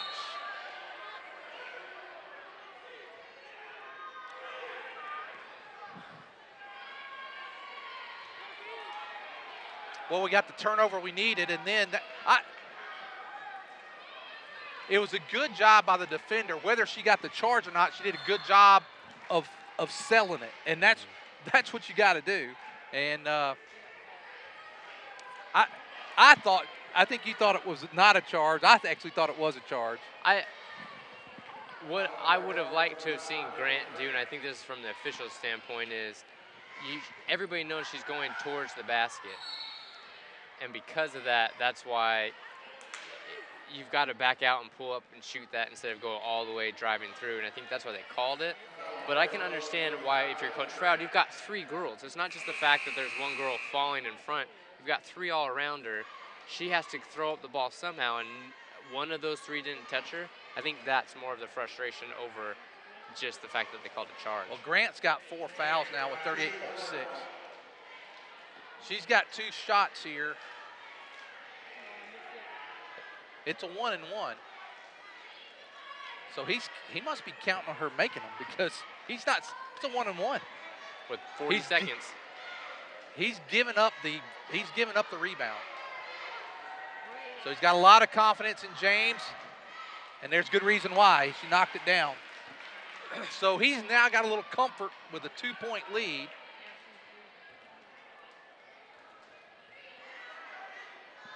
Second one on the way, and it's no good. Winos has it. Winos had it all the way. Oh.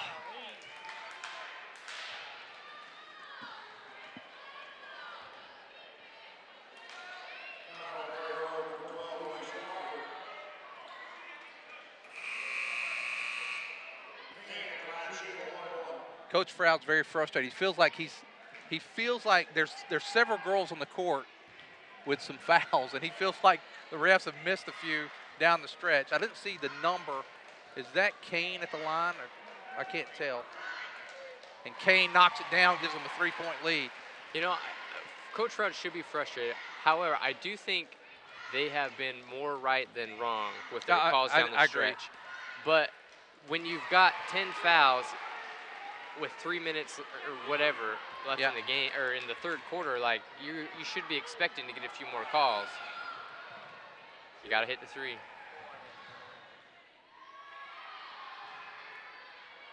Madewell gets it, but we're running out of time. He's got a timeout. Oh, my. If I'm Coach Froud, you know what I'm doing right now? I'm getting my technical, and I'm going to sit on the bench. Man. Well, I got to tell you, I'm going to give the Pottsville coach, I guess, Simon Morgan, he's done a really good job of coaching down the stretch, getting his girls in and out of the games, the ones with foul trouble. You know, I agree, and I think it's very rare in the time that I've ever seen Coach Froud coach that he gets out-coached. And I think down the stretch tonight, he got out-coached. Well, I think the thing about the coach from Pottsville tonight, he kept his girls on the bench. He was able to keep them. I don't know that he had any strategy that was different. He just had the depth. He had the depth that Coach Froud, to make the. And now Prairie Grove's going to have to launch a couple of threes, and it's almost impossible with 11.5. Not impossible, but almost impossible. And Coach Froud's very upset. My guess is he might get his technical here in the last 11 and some change. My one. Shoot it. You got to shoot it. 3-pointer. No good. That's going to do it.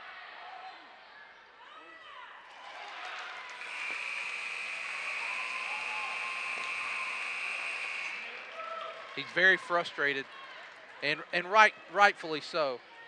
I give Pottsville all the credit for knocking down that 3 to get into overtime, and then because there's nothing of coaching, officiating.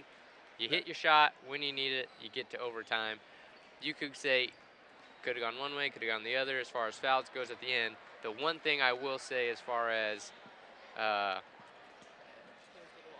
negative, you've got 3 or 4 players on Pottsville that had 4 fouls and none of them fouled out. That, to me, is a little absurd. Well, both teams meet at the center of the court for a prayer, and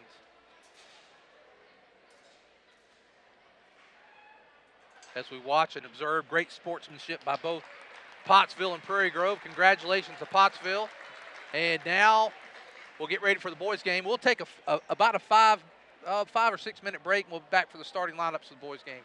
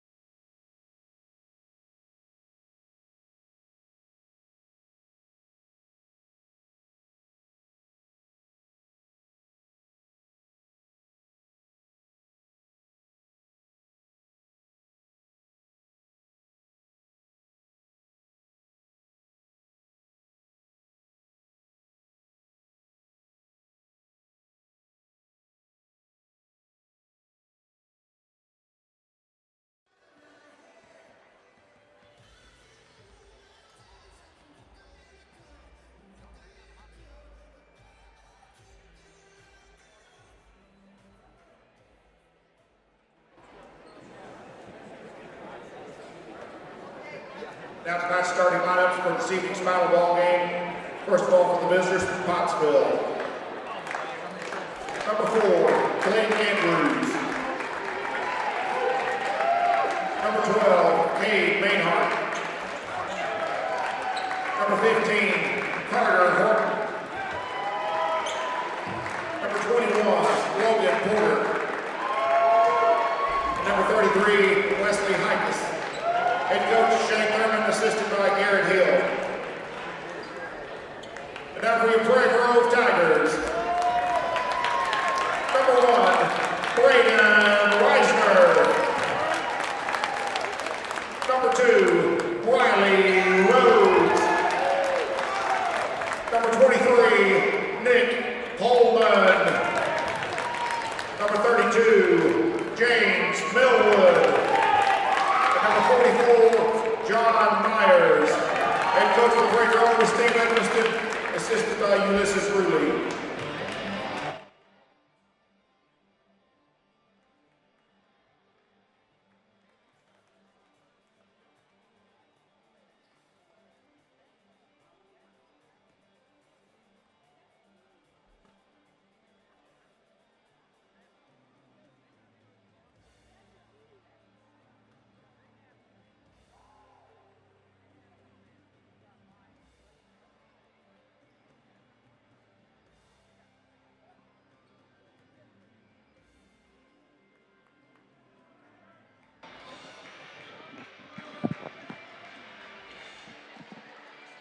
Okay, we're back as we get ready for the boys' game.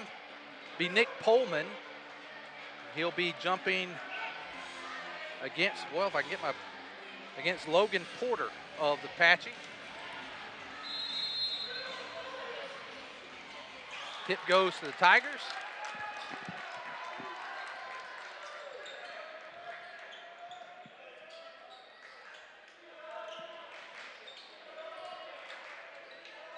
Reisner with the ball.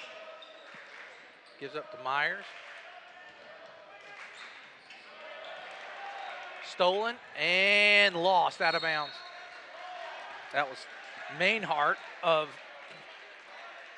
Pottsville. Now Prairie Grove this year, Ty, our boys off to a little bit of a slow start, but had a nice showing the other night against the 5A Siloam Springs. Kind of had that lead and lost it late in the game. We got a little more height and a little more size this year than we've had the past few years. Yeah, I don't know if we have anybody that's huge, but we have a lot of 6'3", 4, 6'5", in that range, which is very nice to have. Great pass by Myers. Millwood just unable to see that and get it in time. Myers is a new face this year that I haven't seen. I've seen him before, but not out on the court. I'm excited to see how he does tonight.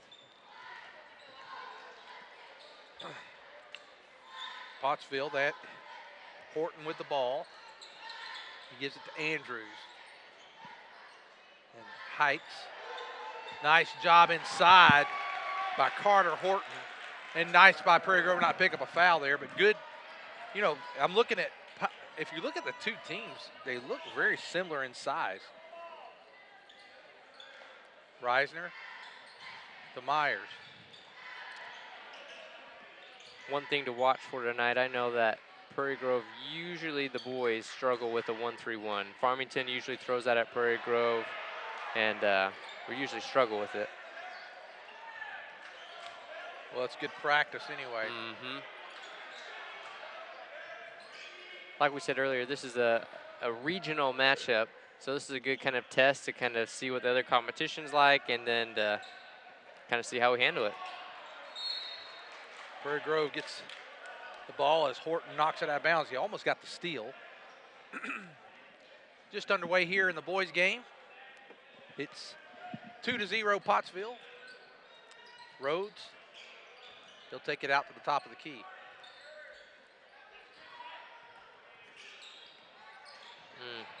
Just lost the handle. And a nice block by Pullman, but there was Horton to pick it up, but Pullman with a nice block. I don't know if they practiced that, but they had one of those in the JV game just like that, where you come behind and swat it right off the backboard. That was nice. Reisner comes across the court, is in a tough trap, gets it up over to Rhodes. Rhodes, good pass to Myers. Myers puts it in. Tigers on the board. That was a nice execution there. They're trying the trap. If you can, with them stretch that far out on the trap, there should be something open underneath, and they found it. Three-pointer on the way, no good. And nice hard work in there, and Pullman gets the rebound. Pullman, while not scoring, he's getting a lot of loose balls, making a lot of things happen, and that's the kind of effort you want to see from your players. Absolutely. Rhodes drives, gives it up to Myers. Cross-court pass to Reisner, back to Rhodes. Rhodes wants to take that three. He's a good three-point shooter. Just can't quite get enough room to make that shot. Now he does take it. Oh, it's partially blocked. Partially blocked there by Andrews. He drives, tries to get by Reisner. There's Rhodes to help him out. Looked like he might have taken an extra step there. Short. And Horton tries to save it, but Reisner's there to get it.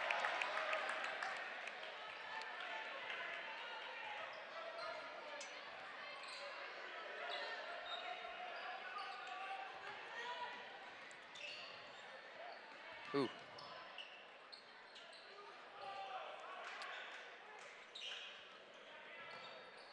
You know, in all the years I've watched and played basketball, I don't understand why that top player playing that way gives such a fit to people.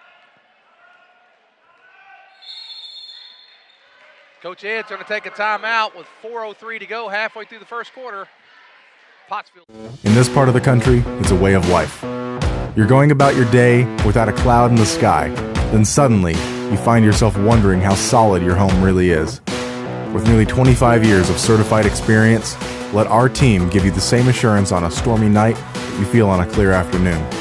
Before the downpour, before the leaks, call Foster Roofing, serving Northwest Arkansas and the River Valley since 1994.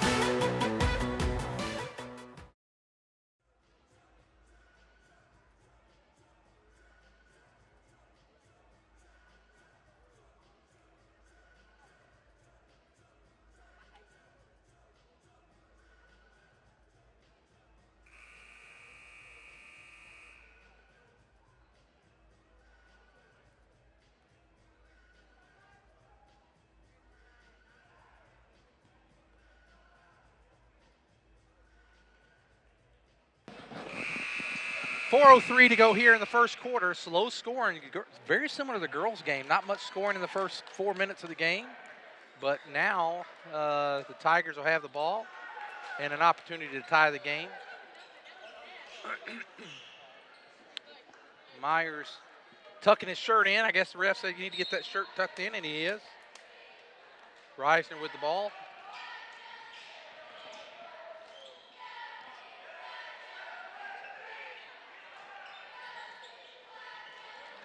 Saw that coming. Took a timeout and then turned the ball over. Oh, extra step. Great job, Riley. Riley Rhodes, shortest guy on the floor, comes up, bats around, gets it over to Reisner. Well, I tell you what, Pottsville's got lots of hands out there. They're getting lots of tips. What I want to see from Prairie Grove is somebody just getting in front, getting open. Where 15 is, that's where a Tiger should be, right in front of there. Myers. Oh, he got fouled. Checking into the game is Alex Edmonston. Alex comes in for Pullman.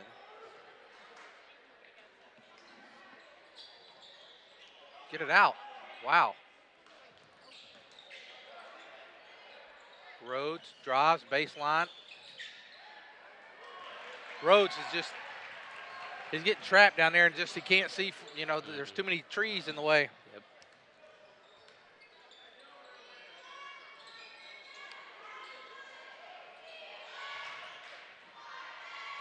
Nice take that time by number 21, Logan Porter. It was actually really good defense by Reisner there. He was ready to take the charge, just slipped right around.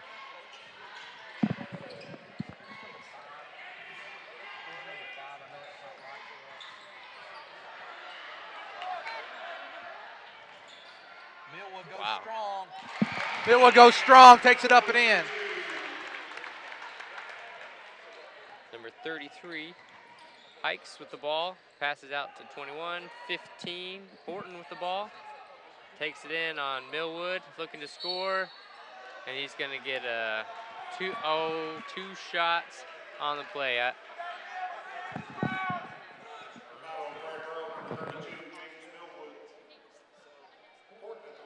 Millwood picks up the foul.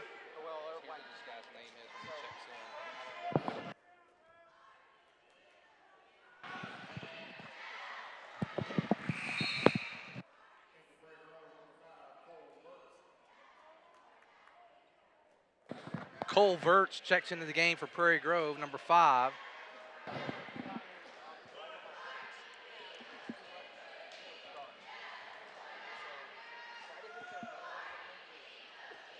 Horton makes the second. So 8-4 Pottsville, and checking into the game, number 3, Trey Thurman. I wonder if Trey makes a lot of trays. 7-5. Did they mess that up? It should. I think they got the score wrong. It should be 8-4. Reisner with the ball, dribbling, passes over to Myers on the left. Myers looking back over to Reisner. They got it corrected. Reisner looking. Vert with the ball on the wing. Reisner looks to attack. Nothing. 2 hands. Back over to Myers. Myers is looking. Great pass to Vert. Vert block. misses. Ah. And Millwood picks up another foul. So Verts got down there low and actually had a pretty good shot. Nice pass. And Millwood picks up his second foul pretty quick. And Pullman's going to have to check in for him.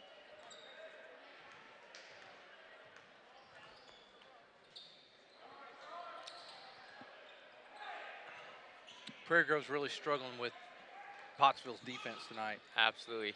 Like I said, that 1-3-1 gives us a fit, and it has for a long time. And a nice shot turn around by Logan Porter. You know what, Ty? Another thing, too, it's 10-4. I'd bet we don't play a lot of teams that match up with us this way in size. I really thought Prairie Grove would end up having the advantage tonight size-wise, but they look like they've got a lot of big guys, and the difference between their guys, they only got a little more meat on them, too. Uh-huh. They must be serving something else down in Pottsville, but we need to get some of that. Maybe their football team, I don't think, made the playoffs this year, which is the first time in a long time for them. You know, we played Pottsville in a couple. We played them in football as well this year. Had 19-0 victory down there in Pottsville. Now we're playing them in basketball. So Myers gets it into Edmonston. Nice take. No foul, no call.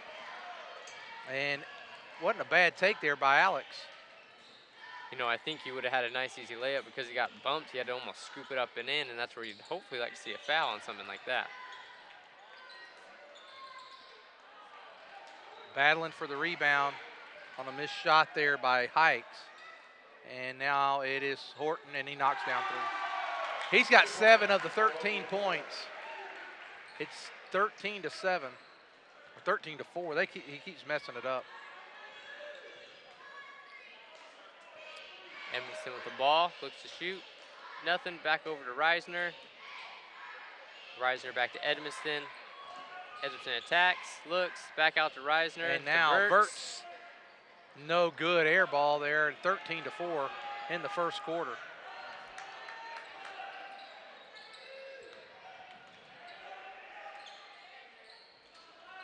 And Edmonston gets the rebound. Doesn't have much time, got to shoot it. Reisner, and that's it.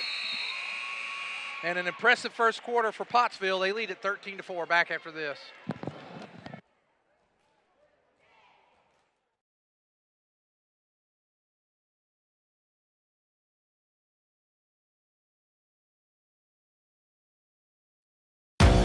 In this part of the country, it's a way of life. You're going about your day without a cloud in the sky. Then suddenly, you find yourself wondering how solid your home really is. With nearly 25 years of certified experience, let our team give you the same assurance on a stormy night that you feel on a clear afternoon. Before the downpour, before the leaks, call Foster Roofing, serving Northwest Arkansas and the River Valley since 1994.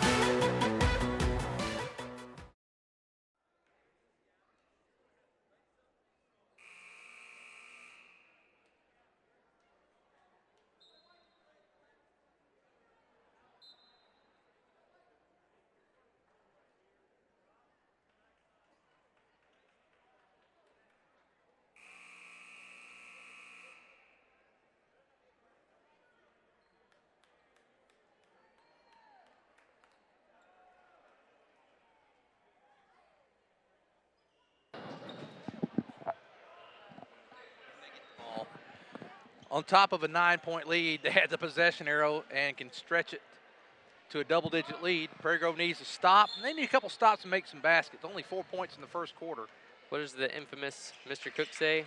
Score, stop, score. We need a few stops. Stop, stop, score, score, score. We need lots of it.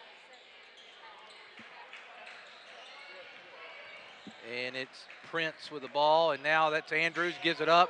Wow. Nice. Horton with the basket. Boy, great ball movement that time by the Apaches. 15-4, and it's a pretty big deficit already. We're stretched so far out here up top. Oh, yeah, I had him.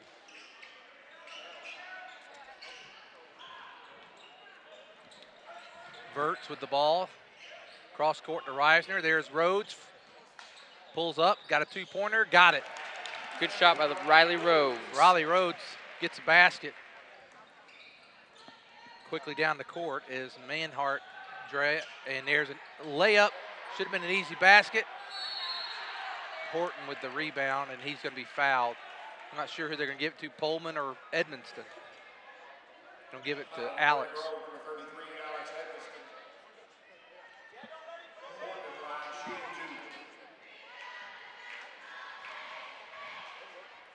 And the shot on the way, knocks it down.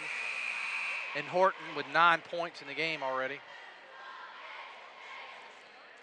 He could be in double digits here just 1 minute into the second quarter.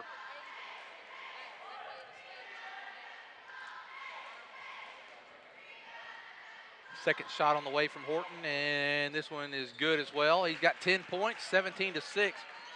He's got 10. And Porter's got 7. There's your 17 points. Verts looking, trying to get inside to Millwood. Alex.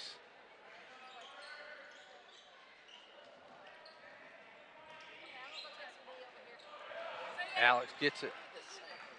And Verts trying to get inside. There's Alex there to help. Edmonston with the ball. And now Verts, long cross-court pass. That's dangerous.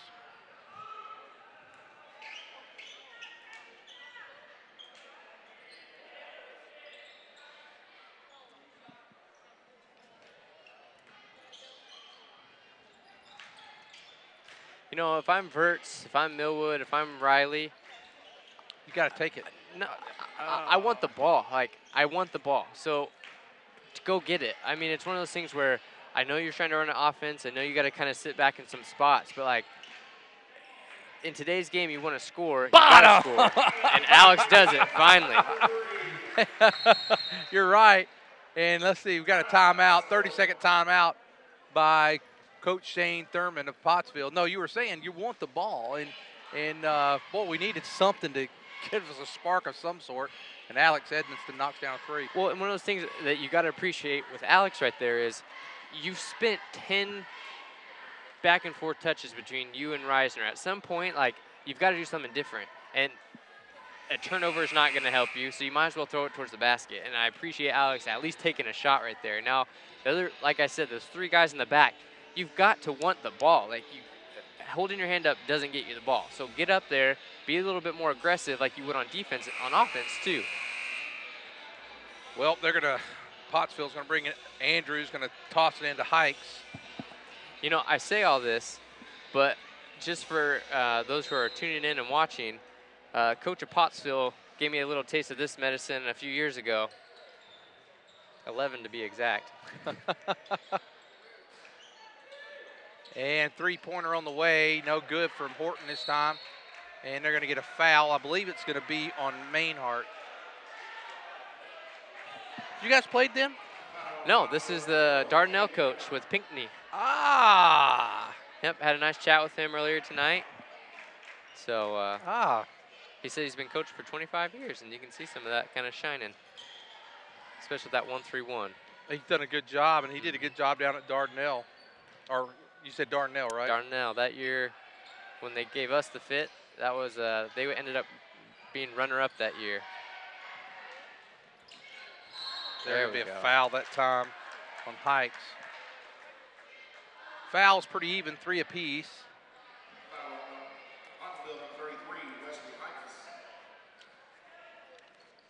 Hikes with the foul.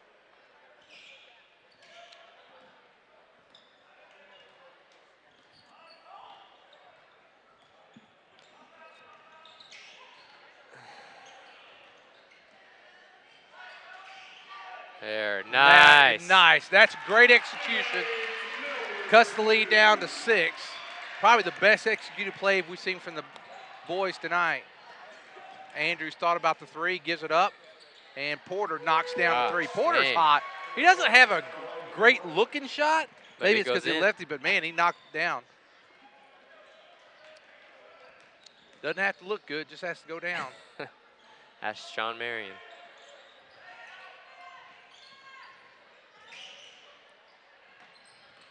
Alex Edmonston over to Reisner.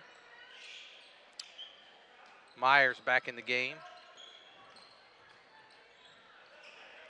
Got to be strong with the passes. Ooh. That may have been a frustration foul a little bit by both of them. See if they're going to call it on Reisner or Myers. They're going to call Myers. That's frustration. He's frustrated with that. You know, one thing that, as we continue through this game, I think Alex is a great player to have in this particular game, especially at that kind of middle of the floor corner spot. He's great at passing the ball. He has great court awareness. And so far this whole game, we've kind of seen side-to-side basketball, and he's been a great job at moving the ball more towards the basket. Rhodes going to come in for Verts.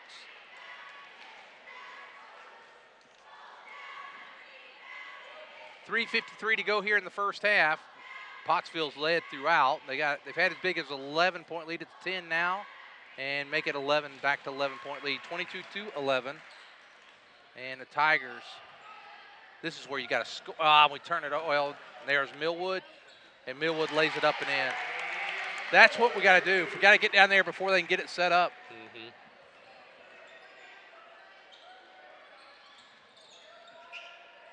Cross court pass. Porter again.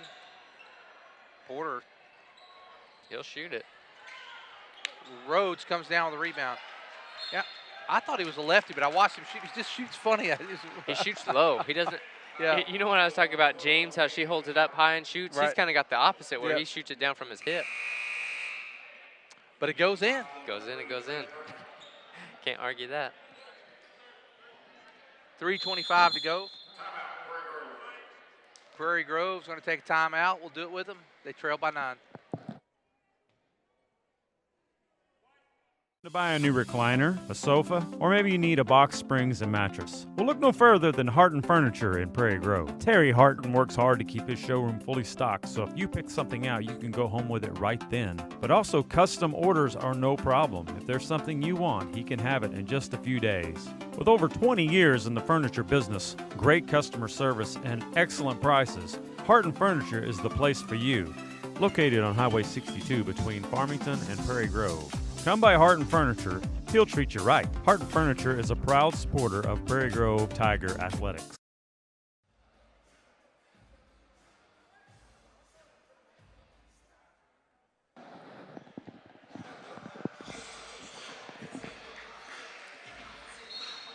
Myers flips it in to Reisner, and Prairie Grove back on the attack. Gets it inside to Millwood. Millwood, I'll tell you, they're starting to make it work. 22-15.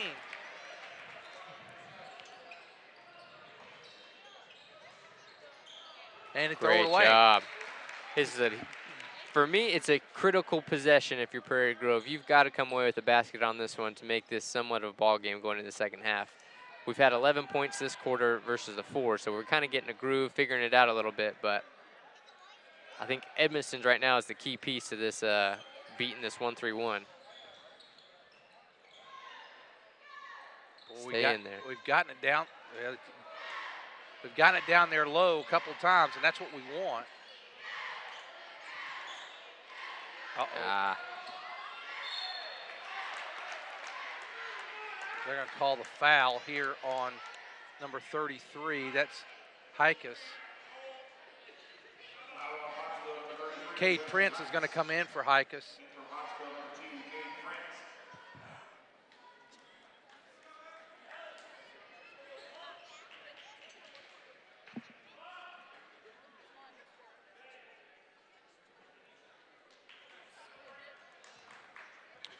Reisner attacking the right side, gets it into Alex. There's a three-pointer by Rhodes. No good. Not a bad there, just a good shot, just didn't fall. What they did right there is exactly what they should be doing every single trip, is bringing somebody from behind right up where nobody can see him, and Alex did a great job of catching and then distributing to Rhodes. It just didn't hit it, and that's fine. And Rhodes will hit those often. Nice job, nice execution that time by Pottsville, and good defense by Prairie Grove, and still a chance to cut this thing down to 4 or 5 point lead here. Just need to get that basket. I like Alex a little lower down than up here this high. Rhodes. Alex is another one hit a three.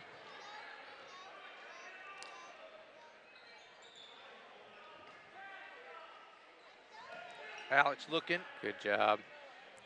You know, right now, Myers is somebody that needs to come across this way, across the floor, and fill instead of getting lost back there. You're not going to get found from that corner. Alex attacks, kicks back out. There's Rhodes for three. Bottom, there we go, and it's down to a 4 point lead. 22-18. Rhodes hits his second three.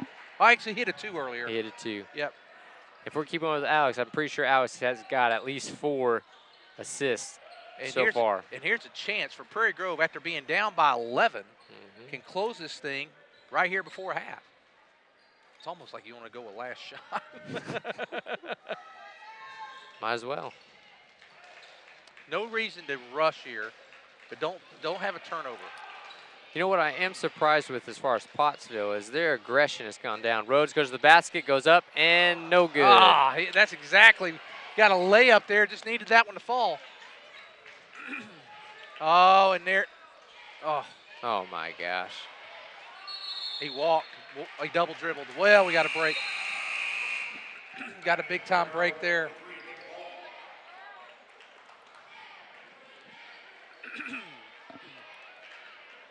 Millwood's going to go out. He's got 2 fouls. Probably smart to get him out. Don't pick up a third foul here in the last 30 seconds of the first half. Boy, Prairie Grove can make a basket here to close out the quarter. Pullman misses the. It's a little thrown a little hard there, a little off there by Myers.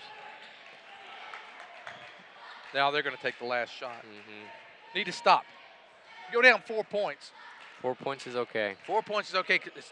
You know, definitely. And we got the arrow, the possession arrow.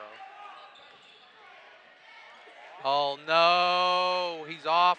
We get the Pullman loses it out of bounds. 1.1 second. My prediction, we're gonna see a tip somewhere. One of them's gonna come around. Wow. Well, we get away with after losing it out of bounds. Well, Prairie Grove's been down by as many as 11. They close it down, only down by 4. It's halftime. Pottsville 22, Prairie Grove 18. Back in about 8 minutes.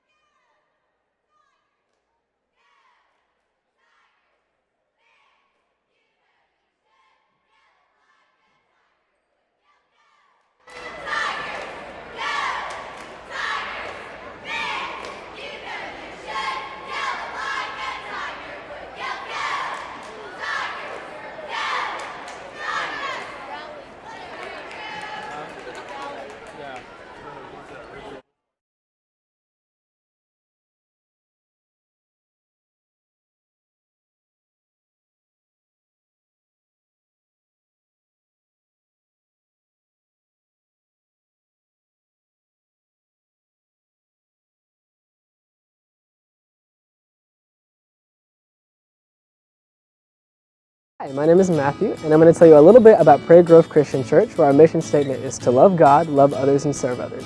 We have two services on Sunday morning at 9 and 10:30 a.m., lasting a little over an hour, which consist of worship, communion, and a biblically based message. On Wednesdays, we have The Quest and 2240 ministries for children in junior high, as well as men's and women's small groups. Twice a year, we have men's and women's encounters. On Sunday night, we have 2240 for the high schoolers. Some of the ways we love to serve our community are through the Great Serve, Life Ministries, and the Backpack Program. In the fall, we have upward basketball and cheerleading opportunities for children who are in kindergarten through second grade. This year, we will have a group going to Cambodia, as well as supporting missions in Papua New Guinea and Haiti. If you want to experience what faith and grace is all about, come to Prairie Grove Christian Church to learn, worship, and meet people just like you. For any Farmington residents, please consider visiting our sister church, Caston Christian, at the Randall Lynch Middle School cafeteria, Sunday mornings at 10 a.m.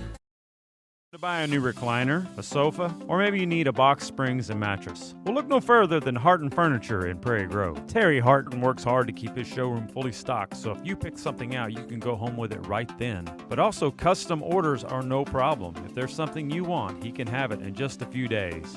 With over 20 years in the furniture business, great customer service, and excellent prices, Harton Furniture is the place for you. Located on Highway 62 between Farmington and Prairie Grove. Come by Harton Furniture, he'll treat you right. Harton Furniture is a proud supporter of Prairie Grove Tiger Athletics.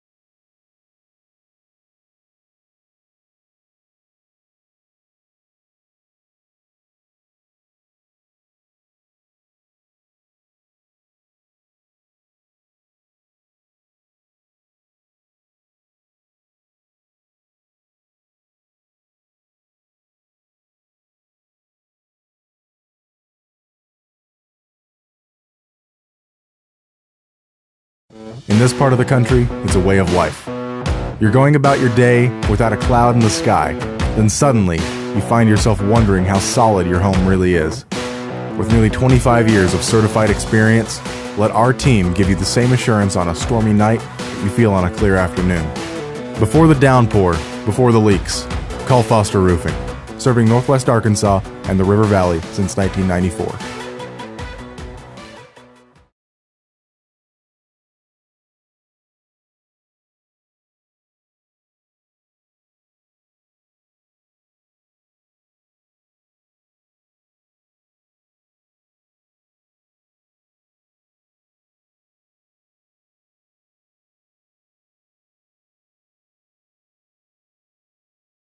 Hi, my name is Matthew, and I'm going to tell you a little bit about Prairie Grove Christian Church, where our mission statement is to love God, love others, and serve others.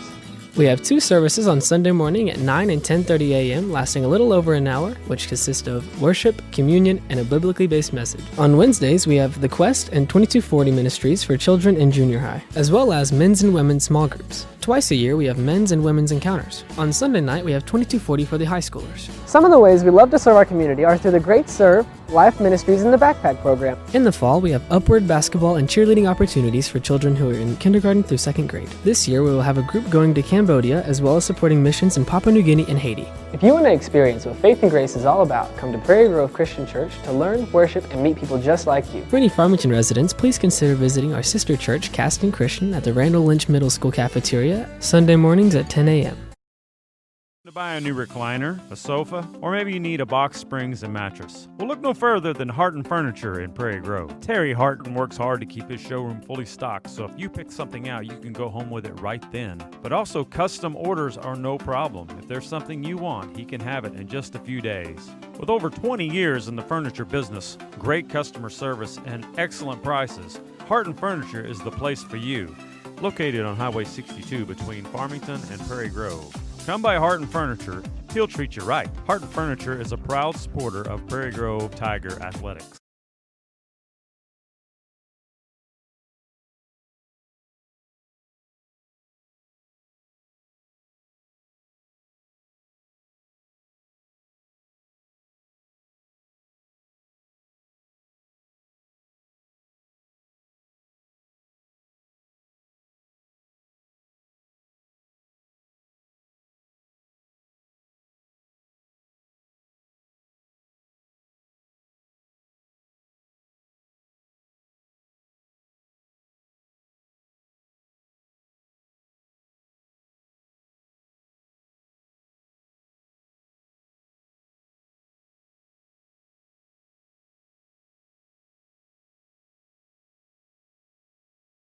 To buy a new recliner, a sofa, or maybe you need a box springs and mattress. Well, look no further than Harton Furniture in Prairie Grove. Terry Harton works hard to keep his showroom fully stocked, so if you pick something out, you can go home with it right then. But also, custom orders are no problem. If there's something you want, he can have it in just a few days. With over 20 years in the furniture business, great customer service, and excellent prices, Harton Furniture is the place for you. Located on Highway 62 between Farmington and Prairie Grove. Come by Harton Furniture, he'll treat you right. Harton Furniture is a proud supporter of Prairie Grove Tiger Athletics.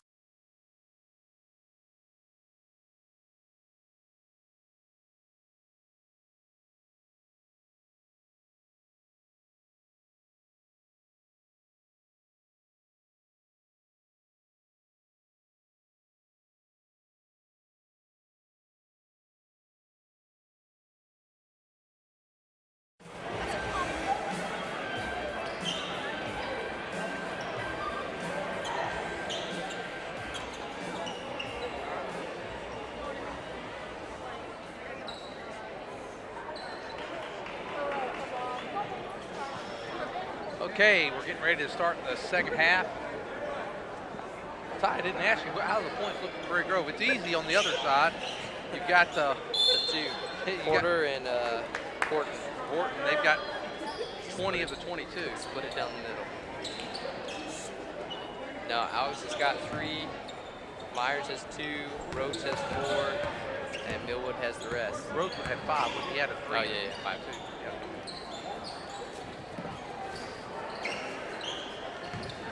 Alex trying to make something happen.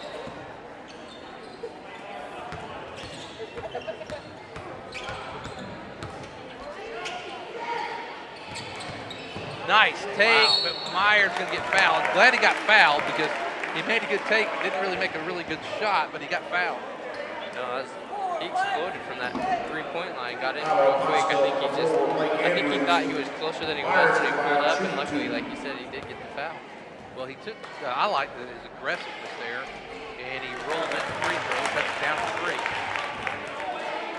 But he got the free throw, or he got the, but I think he saw the crease and he just attacked it. And he makes them both 22-20. And the Tigers down by as many as 11 and closed it down to 2. And they were down by 11 early. It was 15-4. Since then, Prairie Grove has outscored them 16-5. And going to go out of bounds. Or, I'm sorry, 16-7. You know, and even just his first minute of the game so far in the second half, Prairie Grove seems a lot more alive than Pottsville. There's Porter. He gives it up to Mainhart.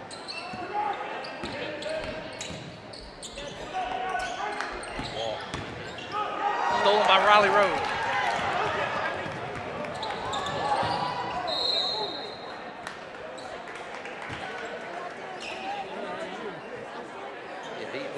We should have had the ball anyway. He took a couple of quick steps there. Steal by Rhodes. Almost a good steal by Mainhart. Pottsville, he just knocked it out of bounds. He's a great defensive player. He's got long arms. He gets his hands to stop every pass that comes by him. He's not. I don't think he's been in all night. But when he's been in there, he's a disruptor. Myers is begging for the ball. Look at him.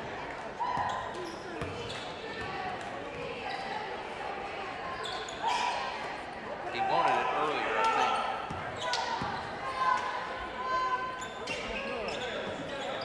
Pottsville's kind of changed up their defense a little bit. I think it's trying to throw them off, but it looks like they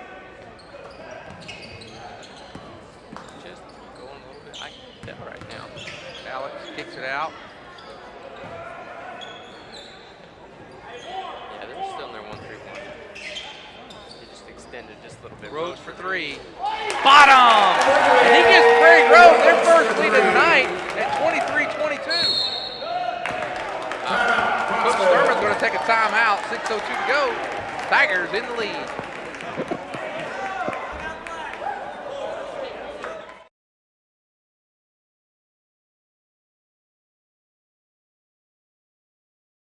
Are you looking to buy a new recliner, a sofa, or maybe you need a box springs and mattress? Well, look no further than Harton Furniture in Prairie Grove. Terry Harton works hard to keep his showroom fully stocked, so if you pick something out, you can go home with it right then. But also, custom orders are no problem. If there's something you want, he can have it in just a few days.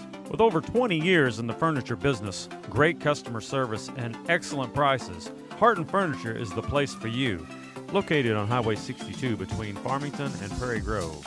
Come by Harton Furniture, he'll treat you right. Harton Furniture is a proud supporter of Prairie Grove Tiger Athletics. Okay, 6:02 to go here in the third. Prairie Grove has taken the lead for the first time tonight, Ty. I think you've got to definitely give it to the kids right here because if you're down by 11 and you're just not, especially when you're turning the ball over like that. I think boys have done a great job of keeping their heads up, and I think you can see the confidence in them now, knowing that okay, we can actually play with these guys. Rhodes is hitting a couple big threes. Got a good, got some loose balls. Rhodes got a steal. That's critical. Mainhart drives. Nice job. Those three big arms up there, and he gets it up. And Pottsville takes the lead back.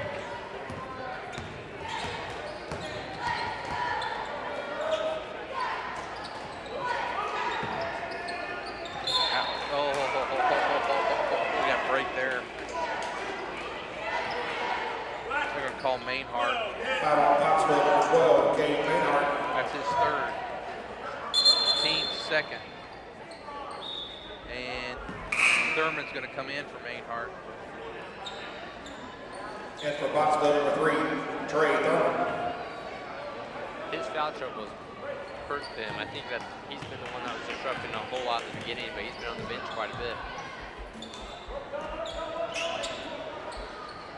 Oh, almost a little too high there. Pass from Alex Edmondson to Reisner. Nice. And Millwood, second try, no good. That's the way you want to execute it. Just didn't get the ball to fall. And nice job by Myers. And Porter gets it. And nice job by Pottsville. And then steal, another steal tonight by Rhodes. Wow. Riley is, he's sneaky. Yeah, he's gotten a couple of them tonight. I know we were saying earlier there was a disadvantage him having to throw through the trees, but when the trees can't see you and you're dribbling, that plays out to your advantage. Squirrel got up and got a nut there. And now Millwood takes it strong, gets fouled.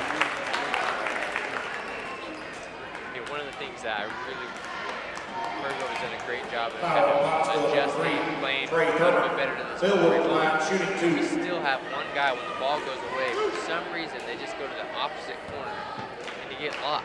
Like, you got to come up and get in.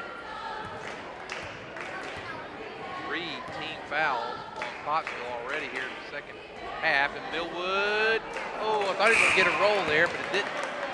and for Pottsville, number 2, Kate Prince. Prince comes in, and Hikus goes out. Come on, Millwood, knock it down, tie this thing up. This time Millwood knocks that down, and Coleman's going to come in for Millwood. All tied up at 24. We're about halfway through the third quarter.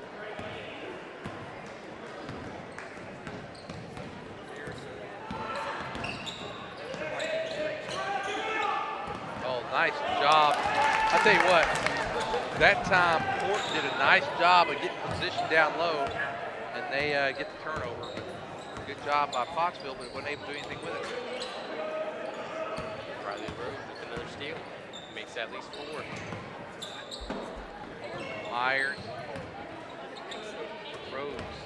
If the pass had been a little lower, he might have been able to take a shot out of it. Edmondson. Oh, he's looking inside for Coleman. Now he takes it himself, kicks it back out. Myers back into Edmondson. Nice ball movement. Just a little too far under the goal that time. I don't know if Alex knew exactly where he was with the forward there. Yeah, I think he thought he was a little bit closer where he could make a shot. Nice fake by Logan.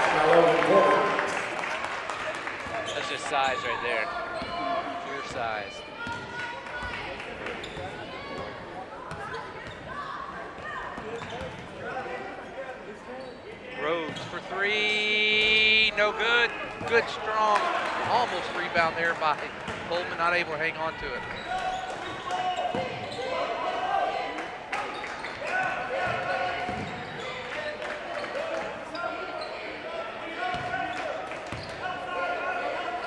Trying to get it inside. They get it down to him.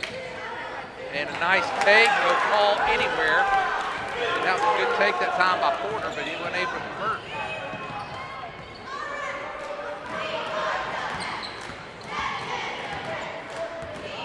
Prairie Grove down by many as 11, down 4 at half, down 2 right now. Had the lead briefly.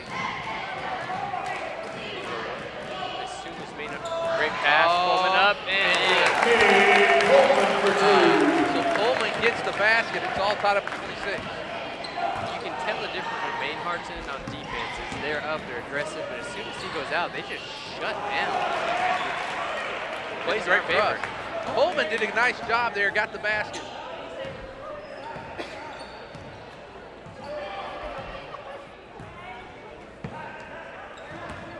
I really like Prairie Grove's mix of players. Oh, that was nice defense that time. Here's Edmiston for 3. No good. That looked good. Just didn't fall for it. But I like the mix of players. You know, you take Millwood out. He's a little bit different size-wise than Coleman, but he's not quite that length that Coleman is right there. But he's very strong, hard inside. We've got Coleman, Alex, and Myers. Myers just came out, but when you have those 3, they're all about the same. They're fast, they're quick, they're long, they can get rebounds. It's a good, solid lineup to have. Well, Burks is now trying to guard Porter, giving up quite a bit of size. Andrews. You know, Andrews looks he looks like an athlete. I thought he would have be a little more of a scorer or something. I haven't seen much from him. I'll say that. He's right in a 3 probably. If you would have told me 21 and 15 would have been their leading scorers, I might have given you one of them. Well, 15, right? It's okay. Reisner kept him from getting the easy basket. Prairie Grove's done a great job second half getting their hands in on just about everything.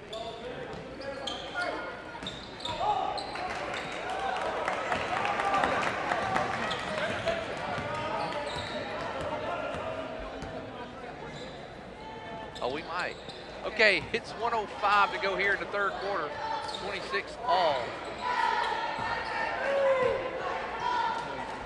Burks looking inside. Coleman kicks it out to Reisner. We're under a minute. Down to 50 seconds. Rhodes for 3.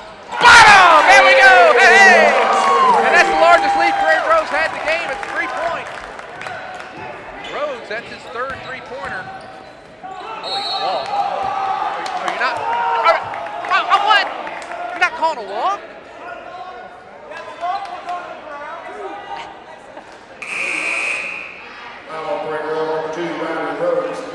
He spun around like he was on a merry-go-round walking, and they don't call it. Cook's down here. He's upset about it.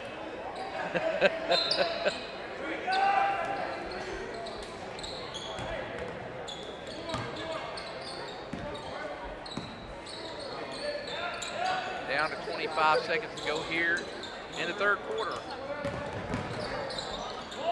Another walk. Got away with it. 20 seconds. Prairie Grove will take the first shot here. They lead by 1. Really proud of the guys tonight because, man, I'm telling you, early on it looked like it was going to be a long night. And since this is the first time we've broadcast, it might be a long season. And Rhodes. Oh! No foul. There we go. Rhodes got to get a rebound. Well, we play 3 quarters. The Tigers in the third. Leading by 1, 29-28.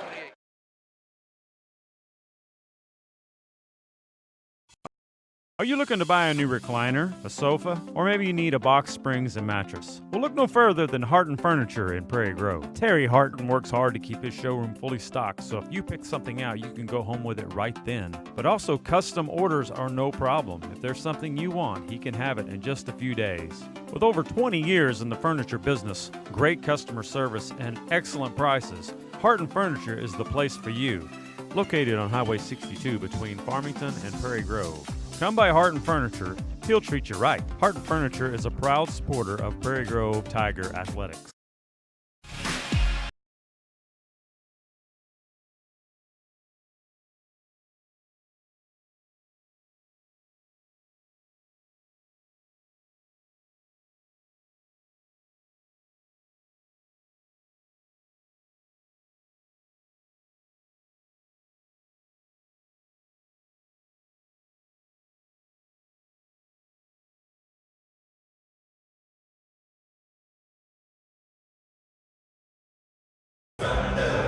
All right, we're in the fourth quarter. Prairie Grove leads by 1. Pottsville possession arrow in their favor. They're going to leave Millwood on Busy Coleman in. And tie. We got a ball game going here in the fourth quarter. We've had 2 great finishes. I have a feeling this will be just as good as the other one. I don't foresee either of these teams pulling away as far as offense. Maynard comes back in, throws it away. But, you know, you talk about a couple of late student finishes. The JV boys game, Prairie Grove was up by about 13 or 14 with a few minutes, just 2 or 3 minutes. Pottsville started just pressing, and you better get over the line.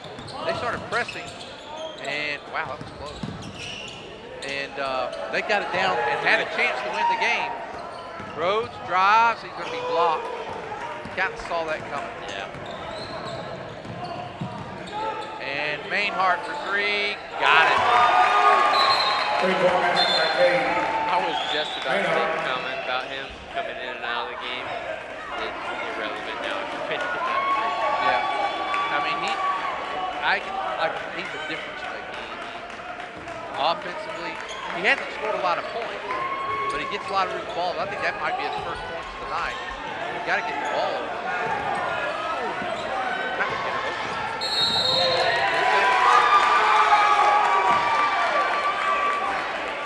Saw that coming too. You know, as a point guard, you don't have to sit there and count the 10 seconds, but if you passed it once and it comes back to you, you know you've got to find the closest pass to half court or just take it yourself. But you can't go back and throw it again and expect to reverse it 3 or 4 times. Nice job that time. Nice job that time. The whole quarter went inside strong. He saw the mismatch that he had. He went for it. He had Burks on him, so he had some height. That was a foul, no call. Coleman gets over the line. And there's Mainhart again, creating. Now, as soon as Mainhart gets in, the aggression goes up tremendously on this 1-3-1 defense.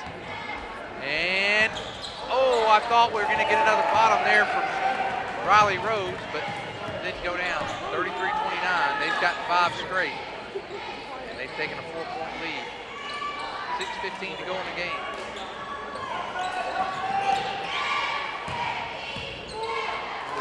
Strong inside in.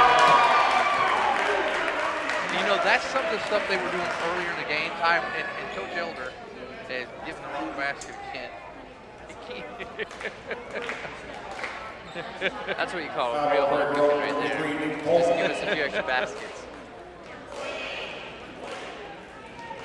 No, you're not even cooking that. That's fast food. You went and got pizza and showed it in front of them. They're not even cooking anything.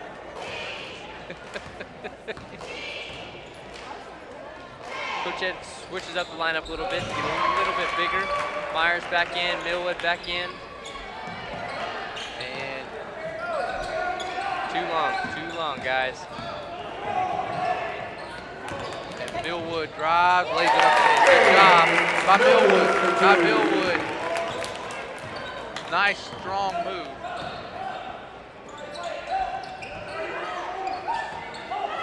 And there is Mainhart, and he missed this. Should have been over the back, no call. And a nice execution here. You know, Millwood back in the game, I really like, you know, Millwood, he's a football player, and I loved him during the football season. I mean, he was one guy that could lay the lead to you. I mean, he really hit hard, and he's got that same kind of aggression out here on the basketball court. And you like to see that. Well, the two things, last year when he came in, he was a huge spark off the bench. He would come in and just boom, boom, rebound, rebound, body. Like you said, it would put the hit on somebody.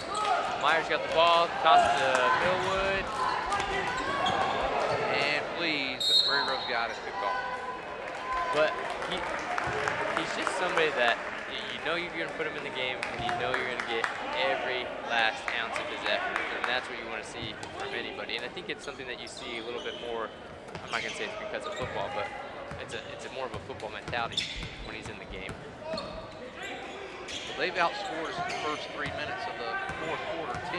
And they got a 9-point lead. If we're going to attribute that to anybody, we're going to give it to Maynard. Yeah, Maynard. Nice steal that time by Andrew. That should be a ball. Good call. There's Maynard. He drives, lays it up, and it's good. They're back to their largest. Well, no, they're back to 9-point lead. Go ahead and take a timeout. Boy, Pottsville came out in the fourth quarter. They bring Maynard back in, and he's been the big difference. He scored 5 of their 11 points, or 5 of their 12 points in this quarter, and he's gotten a couple of loose balls, rebounds. He's been a difference.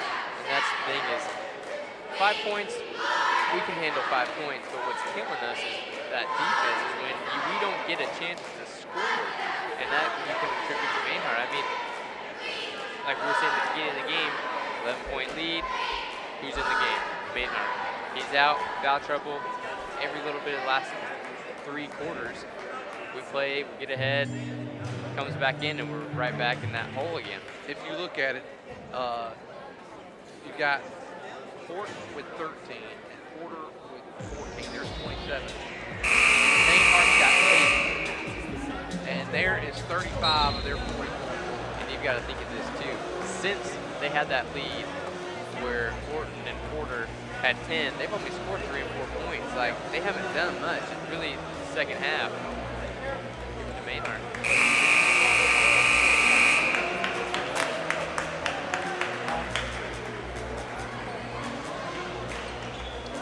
Well, Prairie Grove, they're going to have to make a move. They're going to need to do it pretty quick. Coach Ed's got 2 timeouts left, 4.5 minutes to go in the ball game. And they've outscored Prairie Grove in this quarter, 12-2.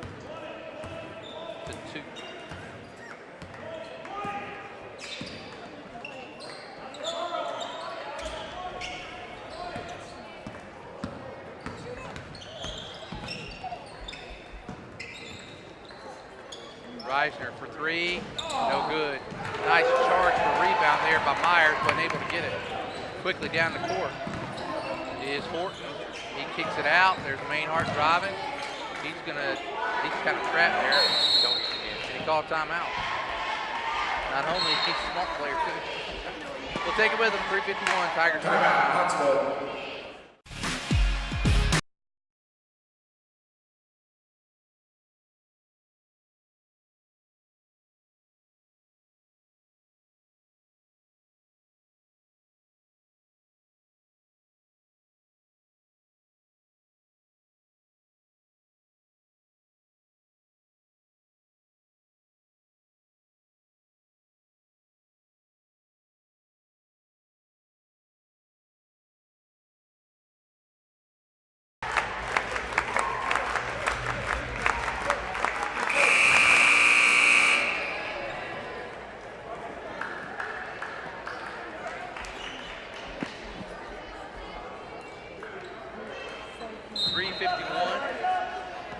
As Maynard called a timeout when he was kind of trapped there in the goal.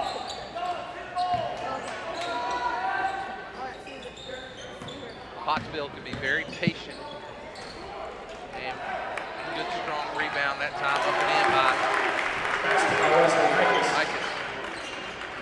What you don't want to see from Prairie Grove right now is we somehow got a boost of confidence in the middle of the game. Last 3 minutes, don't just give up. Get back in the game, make it somewhat manageable. Gotta need a 3-point basket. It'd be nice to see Rhodes knock one down. Pull up shot, short by Millwood. Millwood, he's gonna get fouled. Boy, good strong move by Millwood. I like when a kid shoots the ball and follows his shot. so many guys now watch these NBA players. They shoot, they start running down the floor. Millwood takes a shot, follows the shot, gets the rebound. Gotta love it. That's just smart basketball. Millwood at the line, shooting 2.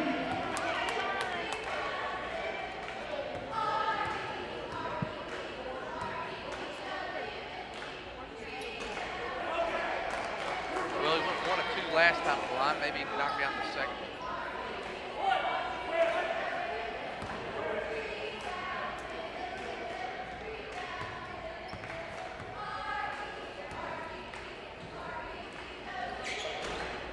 That one rolls off the front of the rim. Unable to convert. Strong. Wow.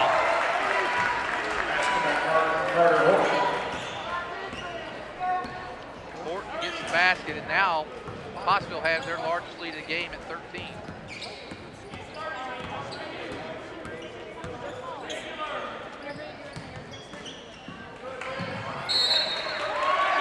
Good hustle that time by Pottsville.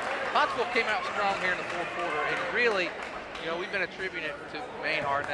You have to. He's been what we call a disruptor tonight, and came back in the game here in the fourth quarter, and it's been a huge difference. I mean, it's been a tale of 2 teams for Pottsville tonight. It's literally been Mainhart, and then as soon as he's out, nothing. Nice dish that time by Rhodes, and now Millwood will go back to the line. 2:25 to go in the game. Foul, Pottsville number 4, Blake Andrews. Millwood at the line, shooting 2. You know, I don't foresee Prairie Grove coming back with 2 minutes, 25 seconds to go. But I think you've got to start trying to find what are the positives from this game. Yet, the one negative, you blew it in the fourth quarter. Yeah. You got to learn to finish the game. That's your one negative. But your positives are you've played somebody in the region, and you know that you can compete with them. And you know, the thing is, you came back from a 15. I mean, I really, in my mind, they both free throws each time. In my mind, I was thinking this may be a mercy game. It's 15-4. It was 15-4 early. And I thought for a minute, I'm like, man, this may be a mercy. And we came back and actually had the lead to start the fourth quarter. Of course, we've been held to just 4 points while Pottsville scored 16 here in the fourth, but it was, you know, nice. I think that's the best positive, and I think there's a lot. You see a lot of three-quarter away, no good. Andrews.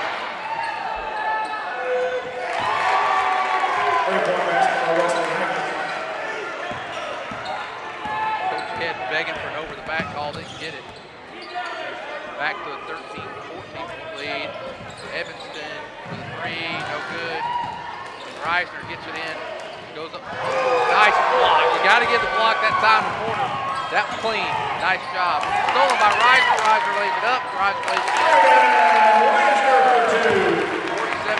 47-35. And I think here what you want to do is you want to finish strong. Try to make it at least a 10 point game, if not 8. Oh, and they're going to call Allen. You know, you've seen all the over the backs. You've seen it, and they call that. You've seen over the backs, and watch what they You know, one of the things I remember listening to a book by Coach Krzyzewski from Duke, and one of the things I remember him saying is just that between now and between the NCAA tournament, for us, between now and district, it really does not matter what your record is. It's, are we getting better? And I think this is a great indicator, and I think what you're seeing is you've got Myers, this is his first year being on the court a lot. You've got Alex, this is being his first year, probably playing more minutes than last year. You want to see players develop between now and district. And I like what I see. Yeah, there's a lot of positive take. Nice job, nice take that time. Prairie Grove's going to go down tonight. Pottsville's going to sweep the night as far as the three-pointer, no good. They're going to sweep the night as far as the high school games. JV boys were able to pull it off. But I think, like you said, I think there's a lot of positives. And you know what? We're going to play other teams with a 1-3-1. And it took us a little while, but, you know, that could be helping us down the road some, too. And now Pottsville can just run the clock out. I don't think this final score is very telling of the game. No, no. It's a tale of the fourth quarter and Mainhart, and give him. Oh my, that's petty. Wesley Hyde just knocks that one down. Like I said, I don't think the final score is definitely not indicative of what we saw tonight. Because early on, it was like this, and then Prairie Grove stormed back, had the lead for a little while, even going into the fourth quarter. But the fourth quarter was just totally dominated by Pottsville. You know, I know that these are still considered young athletes overall, but one of the things that really bugs me is when your game's out of hand and you go put it in the easy basket. That, Yeah.